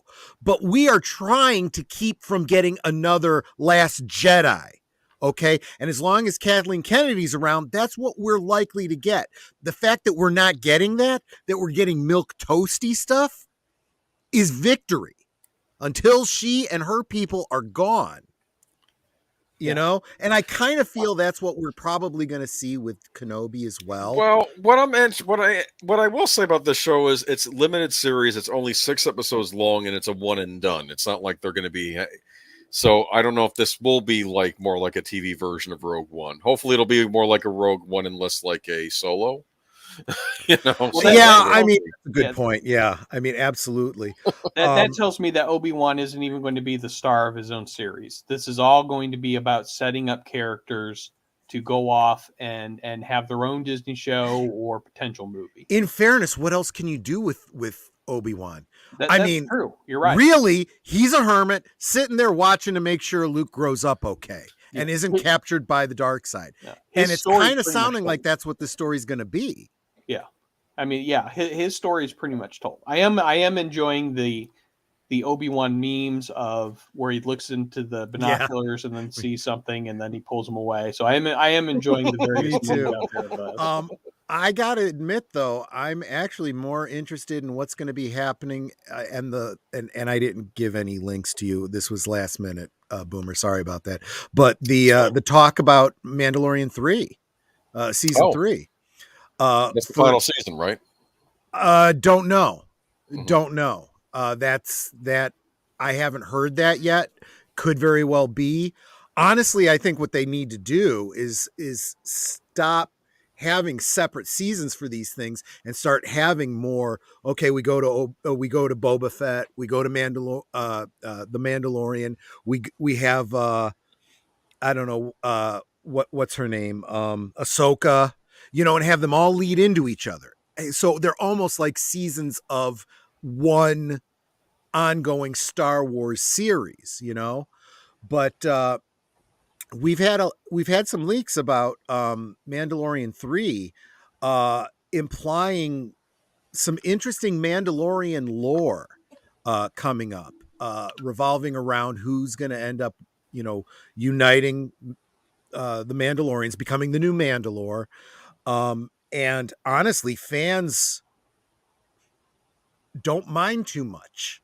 It's like whoever comes out holding the Darksaber, it's kind of okay with them, whether it's Bo-Katan or Din Djarin or Boba Fett. It's okay. We just want to see it happen, Mhm. And then we hear a very interesting casting for an unknown character for Mandalorian 3, and that's Christopher Lloyd. Oh yeah, Dr. I Emmett saw that Brown earlier. himself. We Yeah. don't know what he's playing, and I don't even have a speculation yet. He was recently in the movie Nobody. Did you see that one? By the John Wick director? Don't think so, no. I have not. I've heard about it, but I haven't seen it yet. He's in it. I'm just gonna say that you'll like him in it if you like Christopher Lloyd. But I love Christopher Lloyd. I well, loved him back in Taxi. check out Nobody. You'll get a. I keep forgetting the lead actor's name. Better Call Saul actor. Anyway, okay, but all right. So we'll keep an eye on Kenobi. It should be premiering soon enough, right? May, right? So yeah, into May. All right. And I gotta say, from my point of view, for everything I just said about prequels, the one thing I do like about prequels, I get good toys. I mean, I've gotten some of the best action figures we've gotten since Disney came along came from Rogue One, because they work with the original trilogy just fine. You can They're even troop builders. You can even repurpose figures, right? Didn't you make the Cantina owner from the Star Wars special? Yes. I absolutely have, and I've done. And I'm still working on a bunch of them. I used who is that one that they're making a show for? Cassian Andor. I used him to make a custom Rick Duel figure. Remember, I talked about the 3 carbonite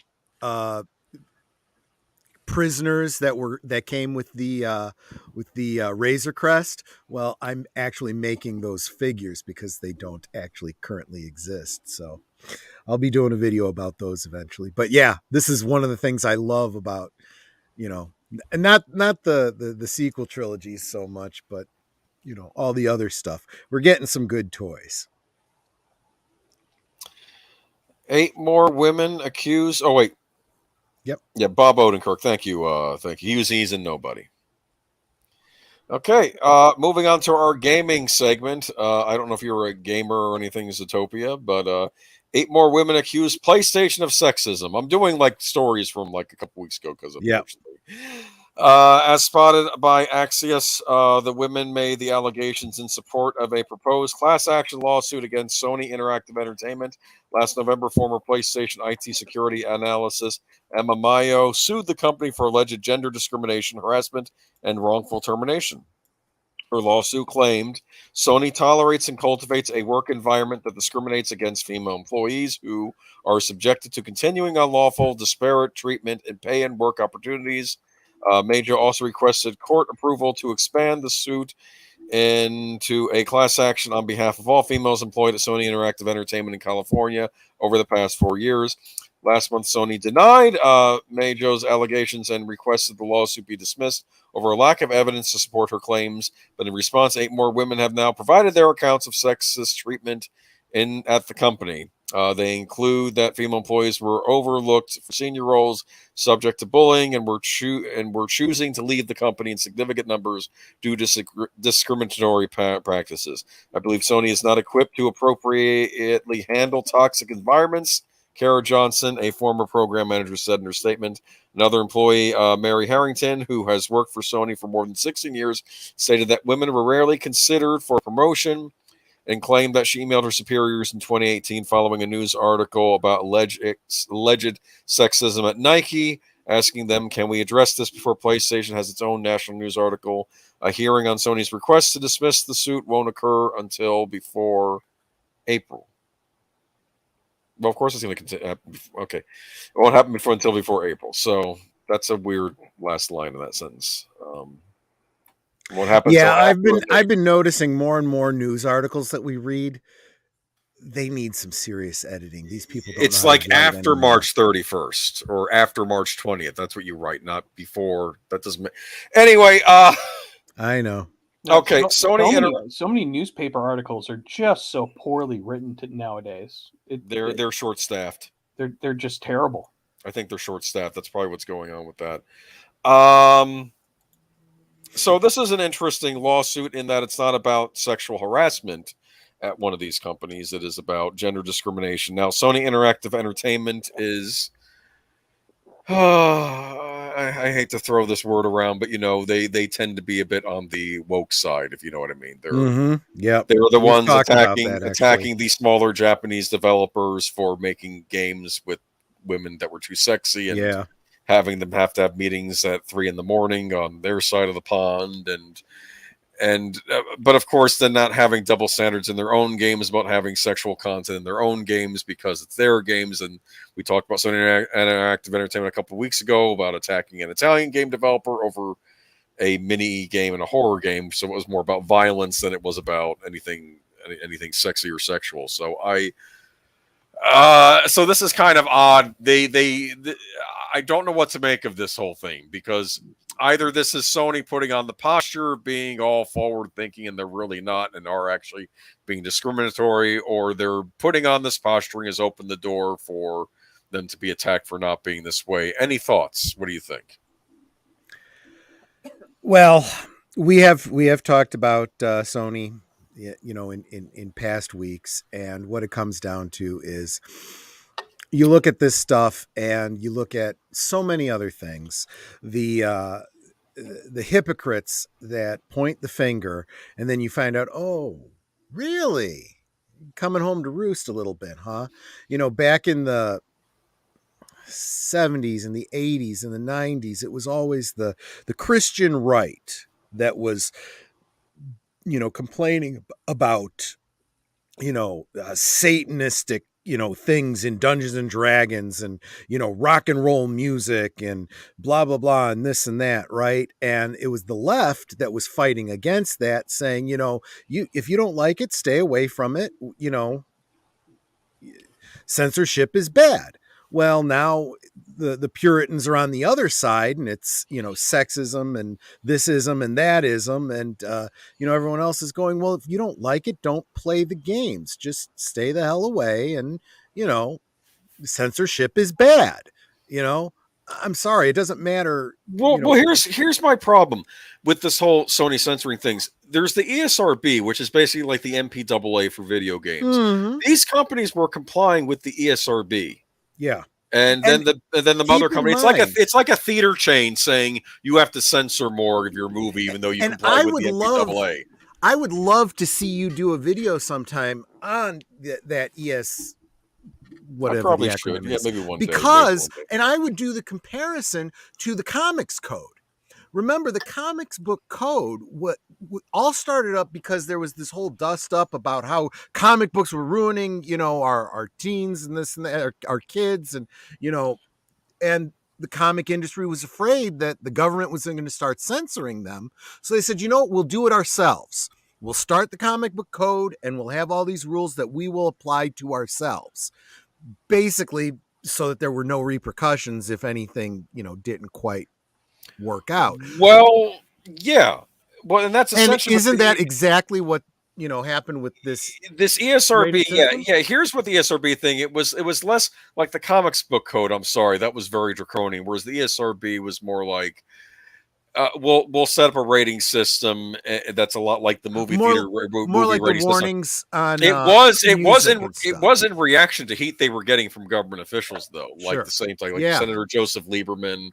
I don't know if John McCain stepped in with any of that. I don't think there's anyone who has a problem with, and it kind of is very much like the law that everyone's getting upset about in Florida.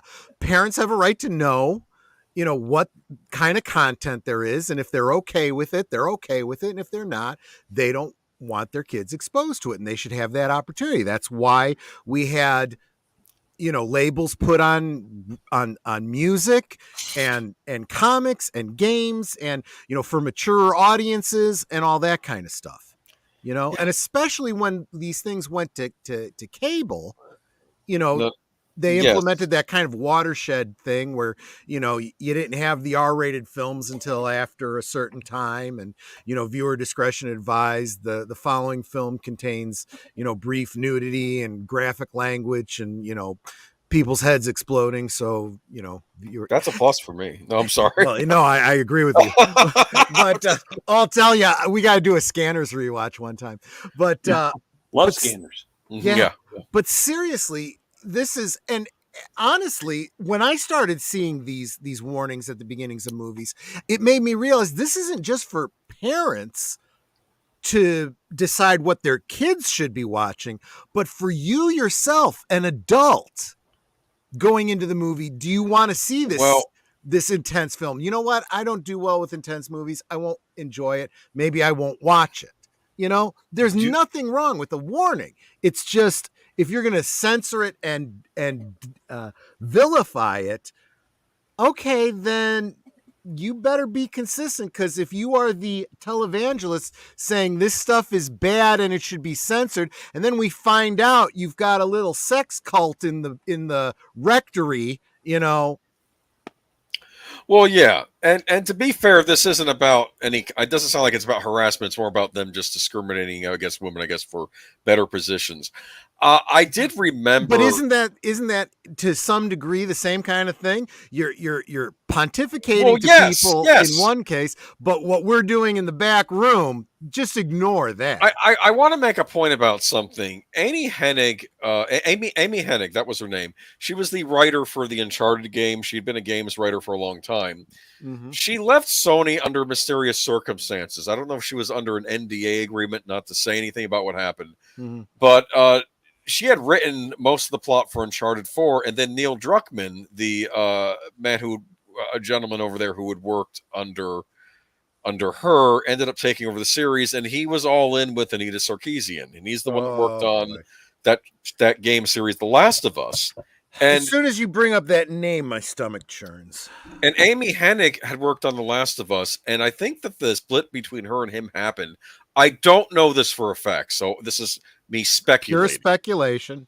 There was DLC released where the young girl that the Joe protects, Ellie, it turns out in the DLC that she's a lesbian, and this friend that she had back in the day that got killed was actually someone who she was in love with, or like a relationship thing.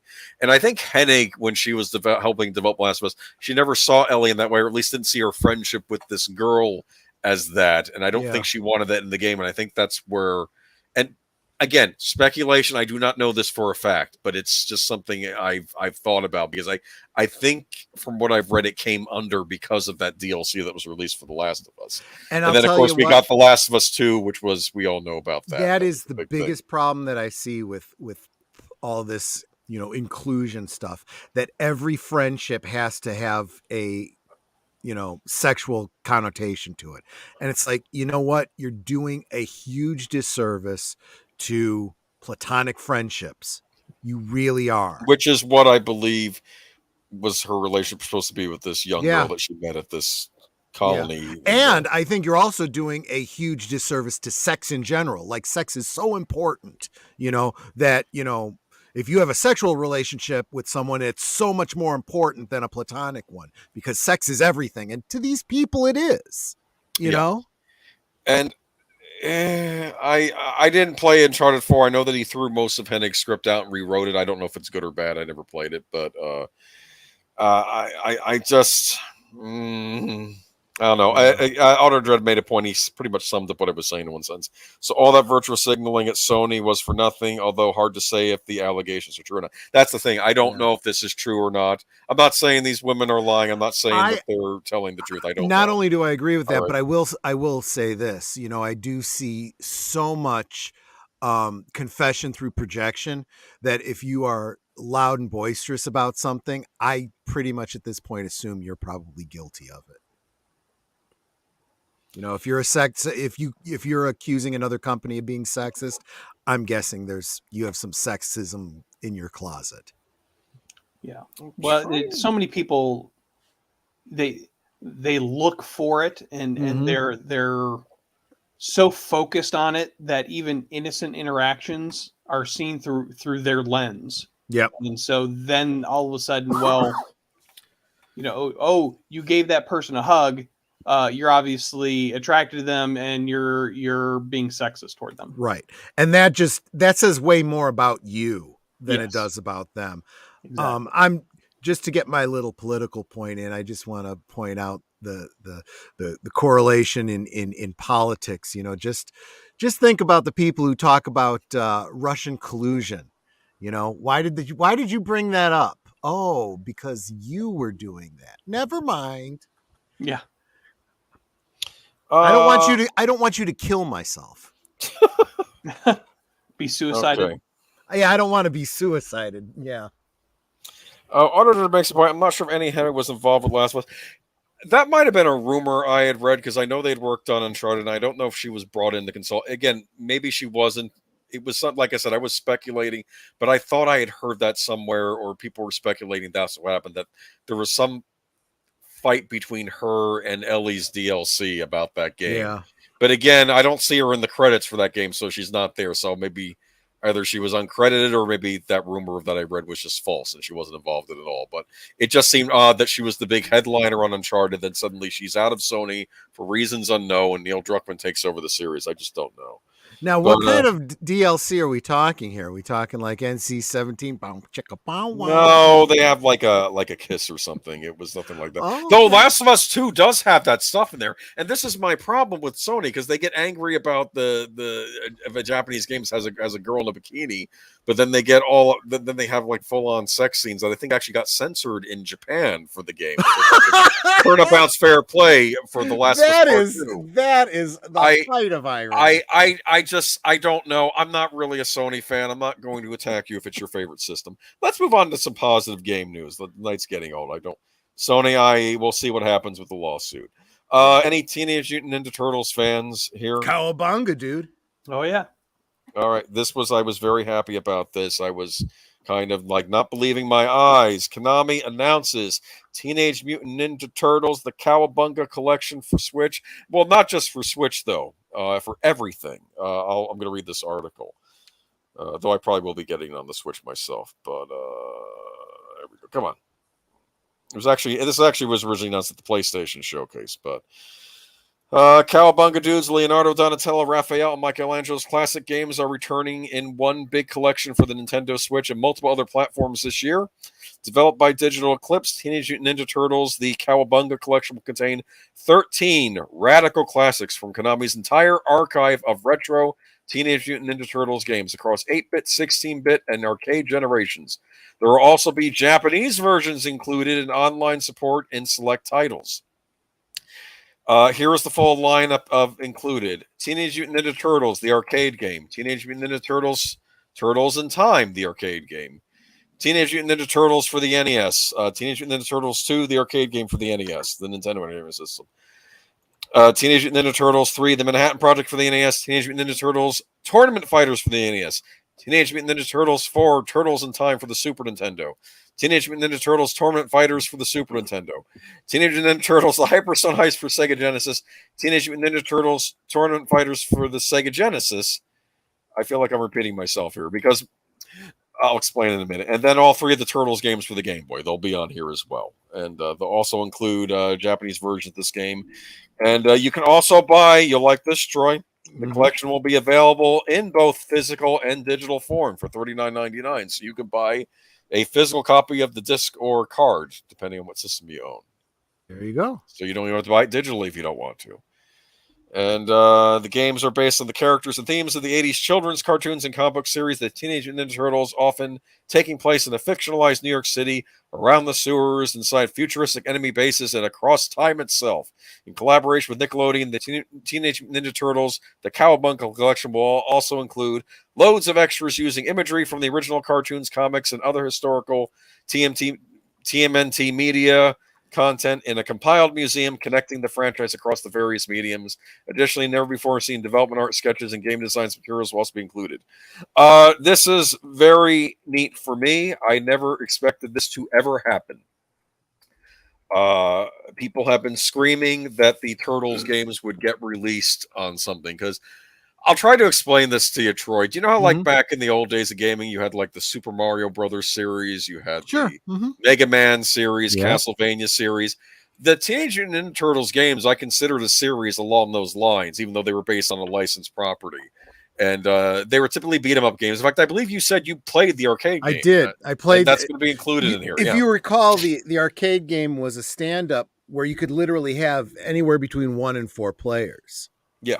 You could play all 4 of all 4 of the Turtles at once, and it was kind of a side scroller. But I love that beat 'em up, yeah. It's what they call side scrolling beat 'em up, yeah. I played it and in fact, you would know this better than I would, but I'm pretty sure that they took the basic game engine from that and changed the animation and sound for the Simpsons game. Yeah, probably, because they were both by Konami, the same company. So yep. And I loved it, and I spent way more time in the commons area playing that than I did going to classes. So. Troy, this was your game of hearts, and like in that Stephen King story where the guy almost got kicked out of school and had to go to Vietnam because he was playing Hearts too much. Anyway, but no, this is really neat. A lot of the problem with these Turtles games, when they would get sort of released, like it's Konami, like back in the day, they made a game based on the new Turtles cartoon from the early 2000s, and they included the arcade game on one of those discs, but they couldn't include the music because of rights problems, and so you're playing it with different music, and I'm like, this isn't the same. This isn't the I'm not going to say it. I'll make it bad. I might get trolled, but the theme from the cartoon show. Sure. And it looks like this is going to contain all the music. These are all going to be the original games, and it's available for your system of choice. So if you have an Xbox, I've got to say that I think people forget how important music is to not only games, but movies and so forth. There was a similar situation with the movie Heavy Metal. It had a great soundtrack of pop music, but for the longest time, they couldn't get the rights to all the songs to put it out on home video. Yeah, you know what? That's our next good old days Heavy Metal. Remind me. I'm with you on that. No, okay. Because I want to talk about. I'll talk about how when that came out on VHS finally, and that was a big deal for me. And you probably knew. Maybe you saw it in the theaters. I don't know. Maybe you're too young. I didn't. I saw it on cable. Okay, but I actually even remember having seen some. I don't know what you'd call it, but like promos and behind the scenes type things for it. On cable. So yeah, that would be great to talk about. So Zootopia, do you have? Do you ever play these games back in the day? Oh yeah, I loved those side scrollers with the turtles in them. Yeah, with the turtles in them, and I remember playing the Simpsons ones a lot, and I always liked it because they really did a good job of making each of the characters kind of have their own unique look and abilities, and so that's what was always fun because I always liked being a Donatello. Yeah, Donatello. I did Donatello too. Yeah, that was my favorite. He had the most reach because of the staff. Because of the bow staff, yeah. I actually don't want to say I had Turtles in Time on the Super Nintendo because I still do because I never got rid of my cartridge. But it's just neat to have all these available. Like some of these are very hard to find, like Teenage Ninja Turtles Tournament Fighters for the NES. That's the Turtles fighting game. They made an NES version. It's funny with Tournament Fighters. I know I'm reading the same title over and over again, but each of those Tournament Fighters games was different depending on the system you bought it on. If you bought it on NES, the plot, the roster, the graphics were completely different than the Super Nintendo version. Same for the Sega Genesis. So they really were different games from one another. That was like Teenage Mutant Ninja Turtles meets Street Fighter 2, basically, those games. And the NES version is horribly expensive if you try to get the old Nintendo version. But now I get to have it because it's in this collection. So there actually are some reasons to own this. Like, there's some rare games on here that you can't find now. So if you own a modern console or PC, you can play these on there. So that's... And, you want to reward companies when they do these things. I know that there are maybe less than legal ways to play these games, and I understand that when a game isn't being made available, then I sort of understand that. Okay, Well, I think it's great to go back. I mean, modern gaming is good, but I think that so many of them have a sameness to them. I think for the last 5 to 10 years, there hasn't really been a game that has changed gameplay. Yeah. And going back and just kind of re-releasing, I think you kind of get back the older gamers into it, but you also kind of introduce the younger generation. Hey, this is what got people into gaming, and this is kind of the pathway of what you play now comes from this. I was making a couple of months ago on Mr. Matchstick's Culture Fortress. I was bringing up the Blizzard Arcade Collection, which was all the old Blizzard, they weren't really arcade games, but they're old console games like the Lost Vikings and Rock and Roll Racing. They were all in this collection that Blizzard put out. And there was all these cool archival interviews on there too. And I'm thinking, this is great because a lot of these games are very expensive, and I'm not expecting some kid out there to go out and buy an old Super Nintendo or Genesis and buy old cartridges. They're not going to do that, but at least this way, they can buy it on their new console and get a taste of what people used to play. And they also get like definitive versions of these games. So I think this is very cool. I will definitely be picking this up by the end of the year. Maybe I'll be dropping a hint to Santa about this game. But man, going back and playing Contra again would be so much fun. Oh, well, no. Or Castlevania would be so much fun. Well, I have to tell you, unfortunately, these are only available digitally. I mean, they did a limited run version for the Switch, but they made Castlevania and Contra collections for modern consoles and PCs. Konami put them out. So the Contra collection has the NES games and the Super Nintendo Genesis games on them, and same goes for the Castlevania collection. It doesn't have everything, but it has everything for like the Genesis and Super Nintendo on it, and NES, and they're all in this collection. And they even include some the Japanese versions of the games that are sometimes way different than the American versions. So, and I don't know, do you own a modern console, Zootopia, at all? Like, I don't own the most modern one I have is the Xbox 360. I haven't upgraded. Oh, I see. Then. I'll be honest with you. The Mass Effect games and the BioShock, I think that those are kind of the pinnacle. I think Mass Effect 2 may be the best game of all time. And if that was the only game I ever played for the rest of my life, I'd be happy with it. You'd like Mass Effect 2, Troy. It's a big science fiction epic. I've heard that. That's a property that they need that lends itself to film and live action.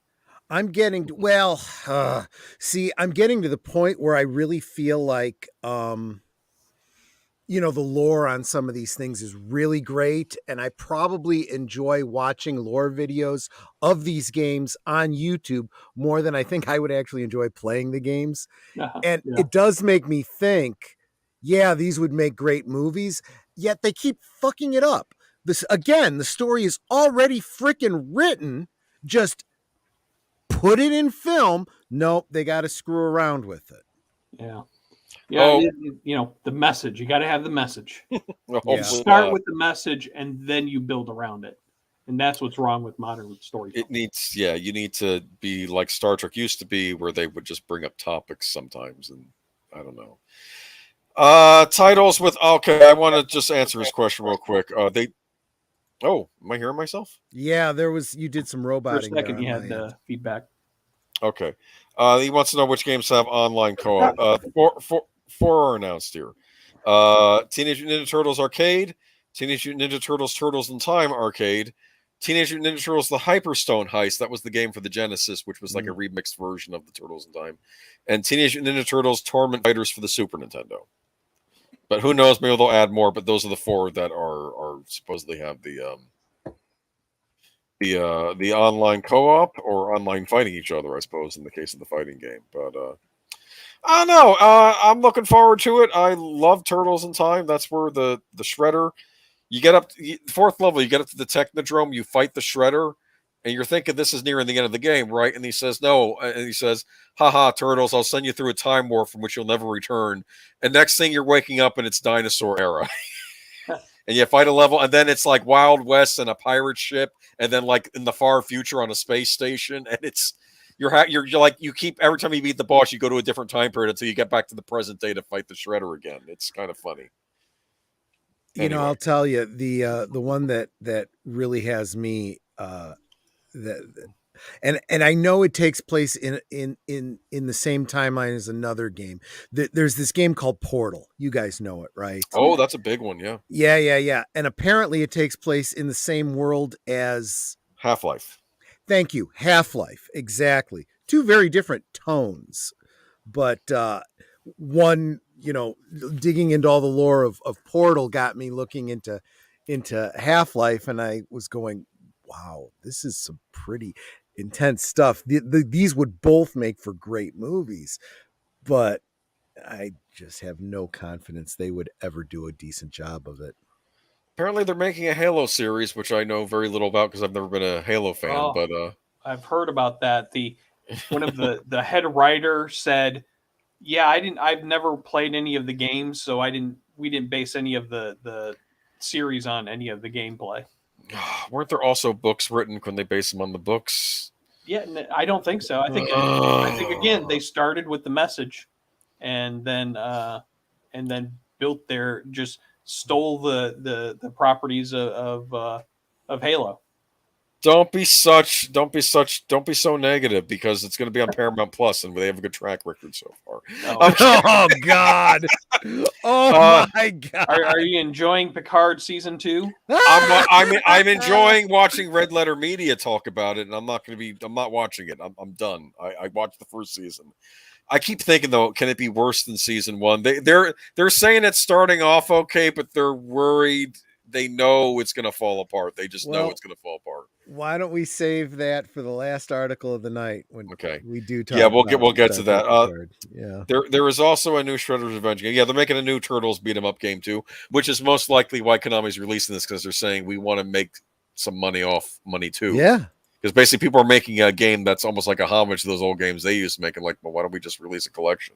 It's about time. I'm happy they're doing it. Good news. Not so good news, though, is HBO accused of sharing subscriber data with Facebook in a class action lawsuit. HBO was hit with a class action lawsuit on Tuesday, alleging that it shares subscribers' viewing history with Facebook in violation of federal privacy law.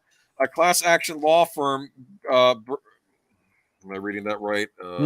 Bursar and Fisher filed the suit in federal court in New York on behalf of 2 HBO Max subscribers, Angel McDaniel and Constance Simon. The suit alleges that HBO provides Facebook with customer lists, which allows Facebook to match customers' viewing habits with their Facebook profiles. This suit alleges that HBO never receives consent from subscribers to do this, thereby violating the Video Privacy Protection Act. The act was passed in 1988 after a reporter obtained Robert Bork's rental history from a video store. Over the last decade, several streaming providers, including Hulu, AMC Networks, and ESPN, have been hit with very similar claims under the VPPA. A judge ruled in favor of Hulu in 2015, finding that Hulu did not knowingly transmit data to Facebook that could be used to establish an individual's viewing history, but the issue remains contested.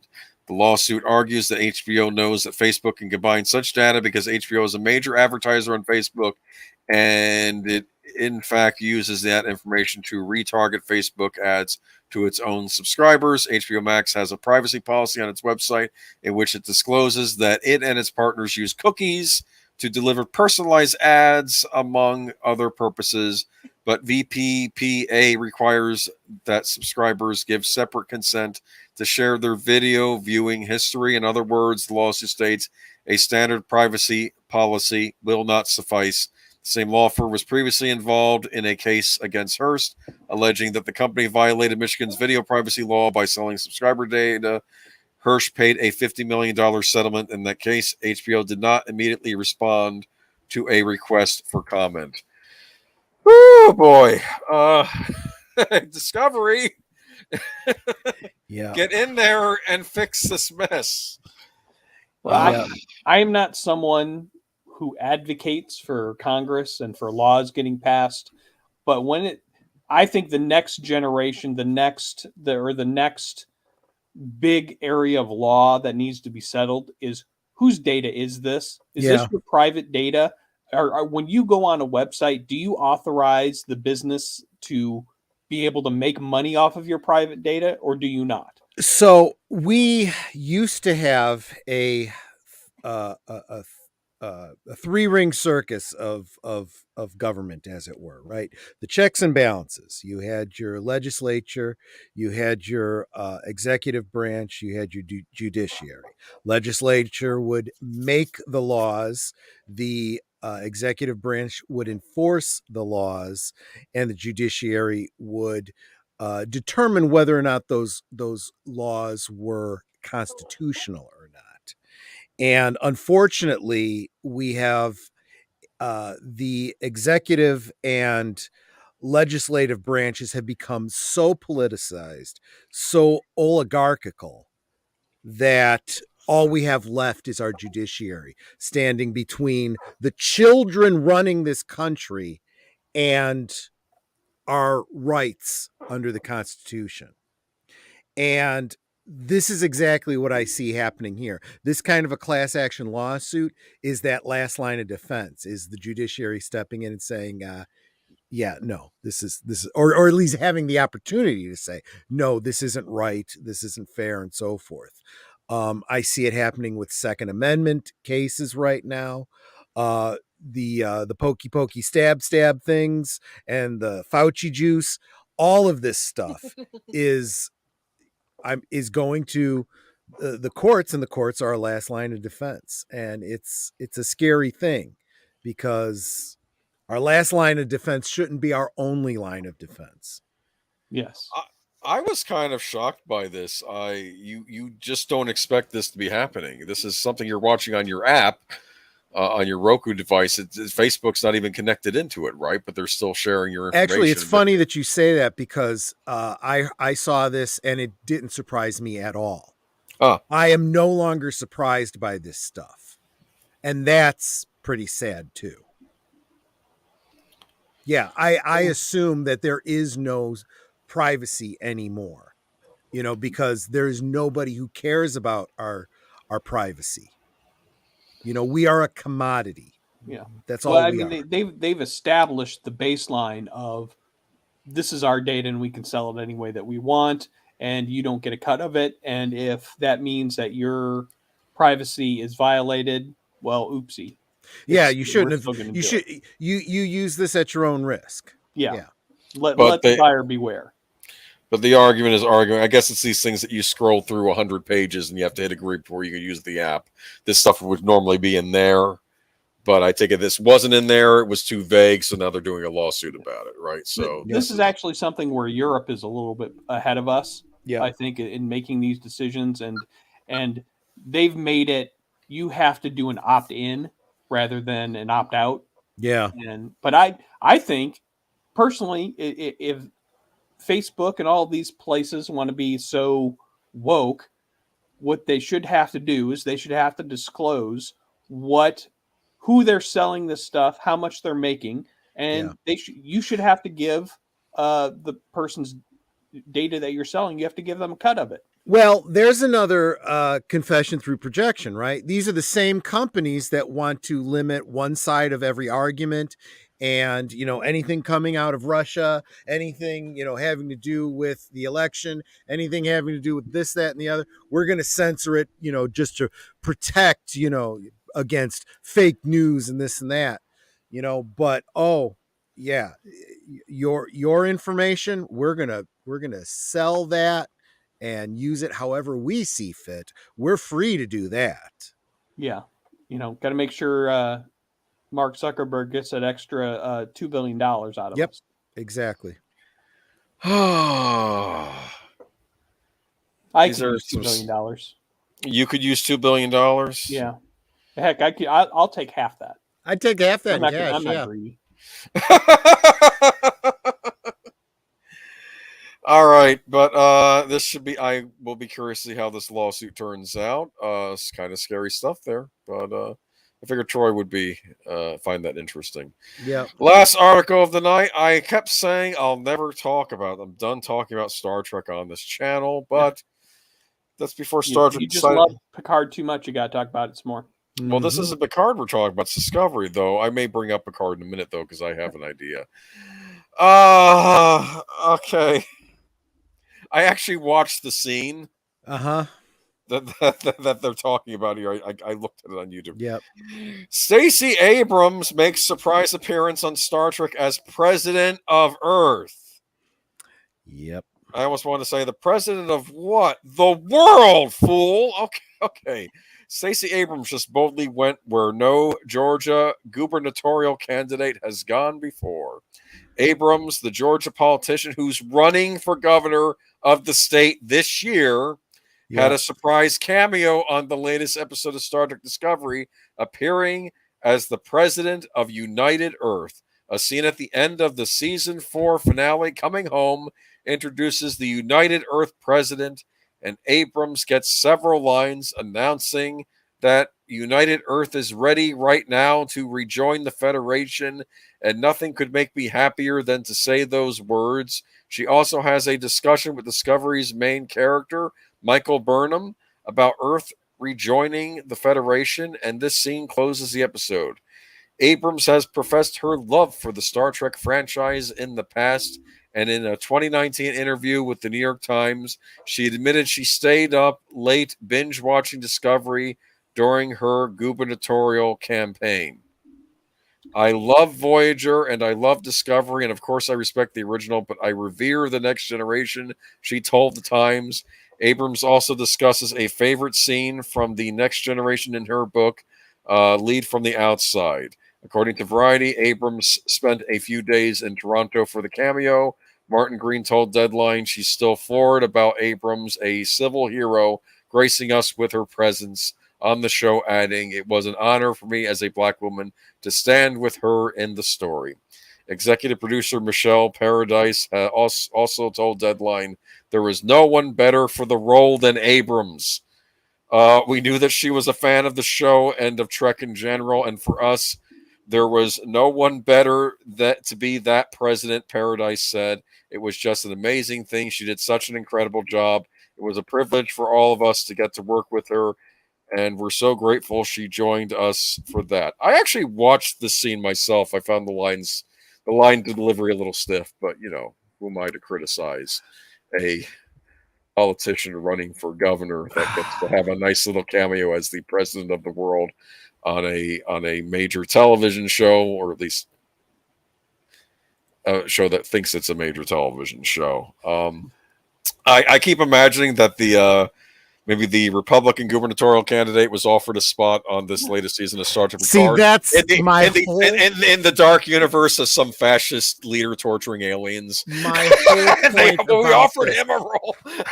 It's like, do you understand how you are not even trying to hide your shit anymore?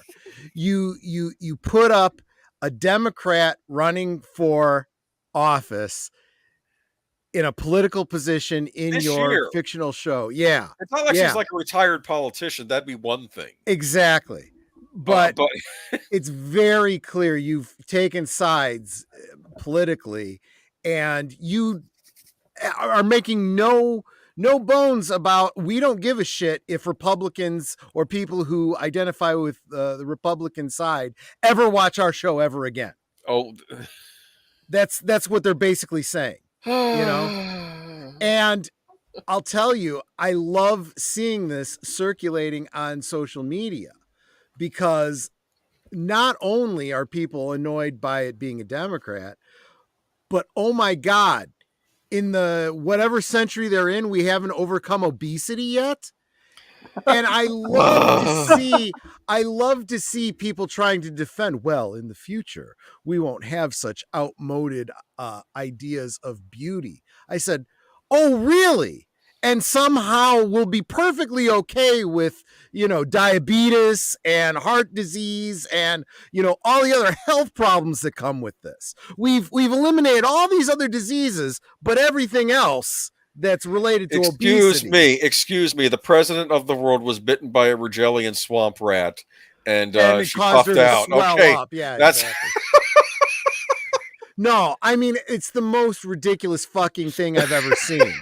And I mean, when Picard, what's his name that plays Picard? Stewart, when he said something about being bald, are they going to have baldness in the future? Well, in the future, nobody's going to care about baldness. That's perfectly acceptable because there is no health problem that is tied to baldness, right? That really is an aesthetic thing that, well, why would we spend the science trying to figure out how to overcome baldness? Who really cares about that anymore? But when it comes to obesity, there are serious medical problems there. Yes. That is absolutely something that would not exist in the future. That was a reason for many of the deaths related to a certain disease that was around. Yes. I mean, for crying out loud. In fact, it was funny because one of the Klingons on social media shared out this and it was completely unrelated. It was a shot from one of the Deep Space Nine episodes. I think it was Martok talking to Worf. And the caption was, "The Federation is weak." And my response was, "They are indeed. Have you seen their president? She's a tard burger away from a sextuple bypass." I got a lot of laughs from that from the Klingons. Well, go ahead. I don't think you guys understand. They've had Democrats on Star Trek for years. They call them the Borg. Yes, that's an excellent. Well, not Democrats, progressives. Progressives, yes. Yeah. Because progressive is actually a very different concept now. Yes. I've come to realize that it's very much that collectivist kind of mentality. Here's the thing, though. Obviously, we've had politicians. I think there was like a Law and Order episode or some show where like Newt Gingrich popped in, but then they also had a politician from the other side because they were in Washington, or maybe it was like a lawyer show where they were playing themselves. Yeah, but they did one from each side. It was just a little nod thing. Yeah, and I'm all right with that. And they've had the various presidents have been in things playing the president, playing themselves and whatnot. Yeah. I don't really have an issue with that. But yeah, I have a real problem with someone who's currently running for a public office being favored by a show this way. Yes. That is a serious, serious problem. And I'll tell you what, whoever she's running against better make a complaint about this to the Board of Elections, because there's got to be a rule about that. Anyone running for office has to give up, like if they're hosts on a regular talk show or something like that, they gotta stop that shit because it gives them an unfair advantage. Like I said, they should have made Schwarzenegger had to stop acting because he was running for governor. That's true. I think to be fair, he might have been doing that anyway, but I know when Donald Trump was running the Apprentice, he was no longer on The Apprentice. Yep, he dropped out of The Apprentice because there. So I just so this is real fucking bullshit, and this is a clear and blatant example of why this show needs to just fucking die. I am now more curious as to what this dark future on Picard is. It's probably like I just have a feeling I don't understand how it could be any darker than what they've already created in fucking Discovery. and the first season of fucking Picard. No, there was a joke. I remember on Red Letter Media when they were first reviewing Star Trek Discovery, and then they ended up in the Mirror Universe. And at first they thought, oh, now everything makes perfect sense. Michael Burnham and the rest of them, they're from the Mirror Universe. That's why everybody on the show is such an asshole, basically. Yeah, because they're from the Mirror Universe. Oh no, they're not. They're in the Mirror Universe now. But that's what they thought originally. They thought it was going to be that they were from the Mirror Universe. Yeah, everything was so. That would have made sense. That's right. But anyway, this was just what they call cringe, right? And incredible cringe. Star Trek Discovery, the show that won't die because Paramount doesn't know what it's doing. I'm telling you, I really feel like if things don't change seriously at Paramount, they are going to go bankrupt. I don't care at this point. They got the Mission. I do. I wish they'd hurry up and fucking do it. They have the Mission Impossible movies; those will carry. They have Maverick, which is never coming out. Oh, the Top Gun movie. Yeah. Yeah, that they really screwed the pooch. They should have released that in the fall. They didn't because they were we have to keep delaying releases, and they actually missed a window that would have helped them. It worked out better for Ghostbusters Afterlife that way. True. So I don't care about that, but. I just of all the properties that have been taken apart, I feel the worst for Star Trek. It just looks like there is nobody on the side of, hey, let's go back to do more classic Trek.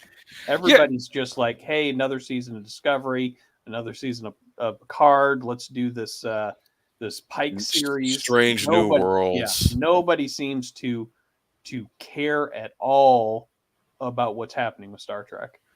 They did this thing where I guess the Klingon mystics were able to show Pike his future if he did this certain thing to help, I guess, the future. And you get to see Pike on fire and like getting all messed up and in the weird bot chair, which doesn't make any sense since they already had a cyborg on Discovery that had full motion and she was horribly damaged too, but whatever. And see, that's where they could do very interesting things, right? Because just when you're thinking, well, the chair that Pike was in and everything, it's doesn't make sense. They should have better technology than that. Well, you explain it. You find out that the injuries that he had so destroyed his central nervous system that they really can't do anything other than what this basically is. Because there was that line in what was it, the Menagerie, where they said something about it's so sad. His mind is intact, but it's trapped in that body. So you create a scenario where their technology just isn't at the level to be able to give his mind that level of freedom, and that's no different than why the chink in the armor existed in the Death Star, and they go and they do a story like Rogue One. You come up with a clever explanation and boom, it's fixed. And you're like, hey, that's pretty good writing. But they can't manage that kind of thing. They can't think that way. Nope. I mean, hell, they have to change the uniforms in the bridge and the ship and everything just cause. And make it worse. Yeah. Apparently I've seen pictures of the new Kirk too, so I don't know. I'm just and this is what I said about that. When I saw that, and and they're doing the whole and he's pansexual and da and this and that. I'm like, well, what we've basically determined here is now Picard and Discovery definitely aren't in the JJ verse anymore. This is a whole third Star Trek universe. It's not compatible with the original Trek. It's not compatible with the JJ Trek. This is something else entirely still. I think they've argued it is supposed to be in the original Trek verse, though obviously it isn't because of the whole 25% different nonsense. Yeah, it simply doesn't work. But I think that's how they're selling it, yes. But they're not saying that. you have to pay very close attention to what they're saying. They're saying this is the prime universe. And you hear that as, oh, the original Trek is the prime universe. No, that's not what they're saying. They're saying our universe is now the prime universe. And yours is bye-bye. They are so full of shit. I agree. I have to say, with all the contention in the Star Wars community, you have no idea what's been going on in the Star Trek with these series. It's just it's mind-boggling. And I swear, I want Paramount to put up or shut up with the Star Trek movie. And if they sink a ton of money into it and then it tanks, I want them to have proof that these properties aren't doing well. Well, the proof is that they haven't made a movie since. We're going on 10 years since the last time we had a movie. Oh, that's right. Beyond was that long ago, wasn't it? We were having 2009 was the first one. 2009. They took 4 years to do a sequel to that one, and then another 4 years after that, I think. Or was it 3 years to do Star Trek Beyond? They took way too long to do a sequel to that for Abrams' reboot. What were they doing for 4 years? I think that was when the writer's strike was. Oh, I don't know. Maybe it's ridiculous. I don't know. Like I've said before, I don't want to say any more about Star Trek. The fans are doing the best work, as Max World Entertainment says, right? So there you go. Watch that, and Discovery will end eventually. Of course, we're getting Strange New Worlds, which is going to be a whole nother can of worms, I'm sure. Well, the thing is I know what's going to happen is that they're going to say Star Trek Discovery ran for more seasons than any other Star Trek show. Well, they can already say that about Enterprise. 40 episodes. Yeah. Well, they can already say that about Enterprise, right? Yeah. True. I'll tell you what, the thing is that the modern shit that we're getting really makes the things that we didn't like seem better by comparison. I said it about the Snyderverse making a Superman Returns look better by comparison. The prequels to Star Wars all look better by comparison to The Last Jedi and stuff. And people complained about Enterprise. Well, they're not complaining as much now because by comparison, it's head and shoulders better than Discovery and Picard. And to bring it back to Bond, I keep wondering if whatever this next iteration of Bond will be will make us look at No Time to Die and say that really wasn't so bad in comparison to what we'll get. We'll see. Yeah. It's British. Hopefully, it's a British production. Get your head on straight over there, please. Right. You just made me feel really bad if someday I look back at No Time to Die and say, you know what, that was a high watermark of Bond for isn't that kind of depressing? Yeah. I mean, because I honestly never felt too badly about the prequels. The worst I could say about it was this dialogue sucks. Oh, Star Wars prequels? Yeah. No, but I remember at the time there were Star Wars fans that wouldn't shut up and spewing hatred for George Lucas. We all have convenient memories, and we all seem to forget that time, the early days of the internet forums and Ain't It Cool News, all like some really horrendous stuff on Ain't It Cool News. Yeah, I was reading about, especially when Attack of the Clones came out. The fans were merciless, and now it's like people are looking at those and thinking, hey, they're not so bad. Which I will say, Attack of the Clones was the low water mark of the prequels. It was.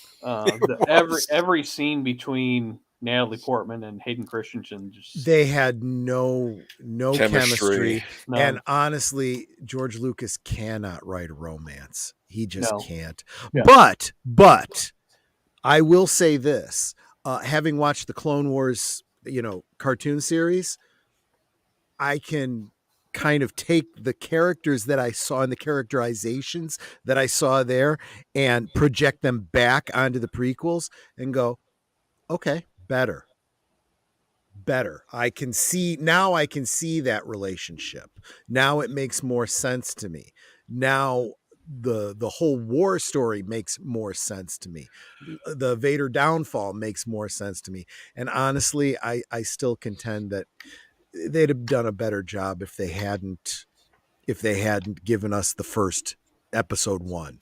If we didn't have that, and we started with episode 2, and the we start got, of the Clone Wars, and then yes, and we maybe the actually next had the two. scroll that gave us, the important details of Anakin Skywalker becoming Obi-Wan's apprentice.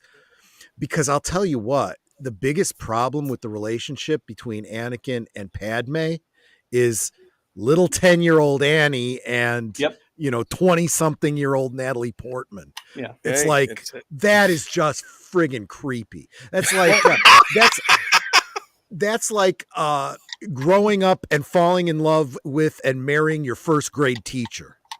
All right. That's just no. Well, you skip a whole movie where you can get into Hayden Christensen as Anakin.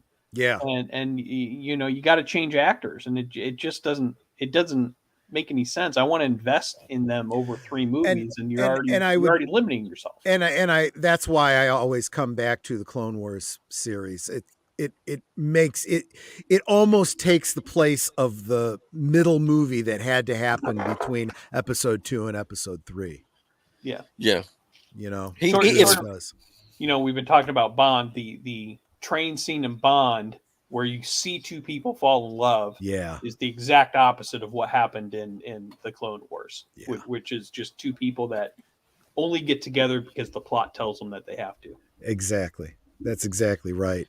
And honestly, even as their story develops, especially through the 3rd movie, you're like, what the heck does she like about this kid? I have to refer back to the cartoon and go, okay, I kind of see it now.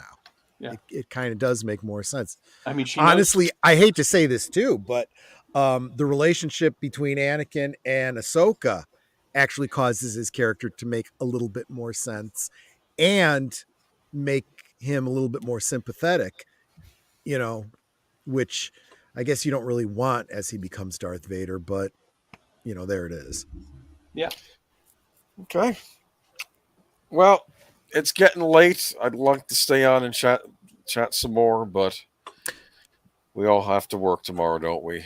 Absolutely. So I'm guessing if you can make it, Z-topia, let's pick up the DC story on Friday. Yeah, sounds good. Sounds good. Yeah, I have tons of thoughts on Batman and how I can see Warner Brothers wheels turning and how they're trying to form this. So I'd love to be able to talk about it more. Okay, cool. Okay. All right, y'all have a good night. Thank you everybody for stopping by, and we'll catch you next time. Take care. Nice. Thank you. Thank you for guest hosting tonight's Zootopia. We'll have you on again sometime. All right. I'd love to. Love talking to you guys and love talking geek stuff. All right. Catch you later. Bye bye. Take care, everyone. Bye bye. Bye.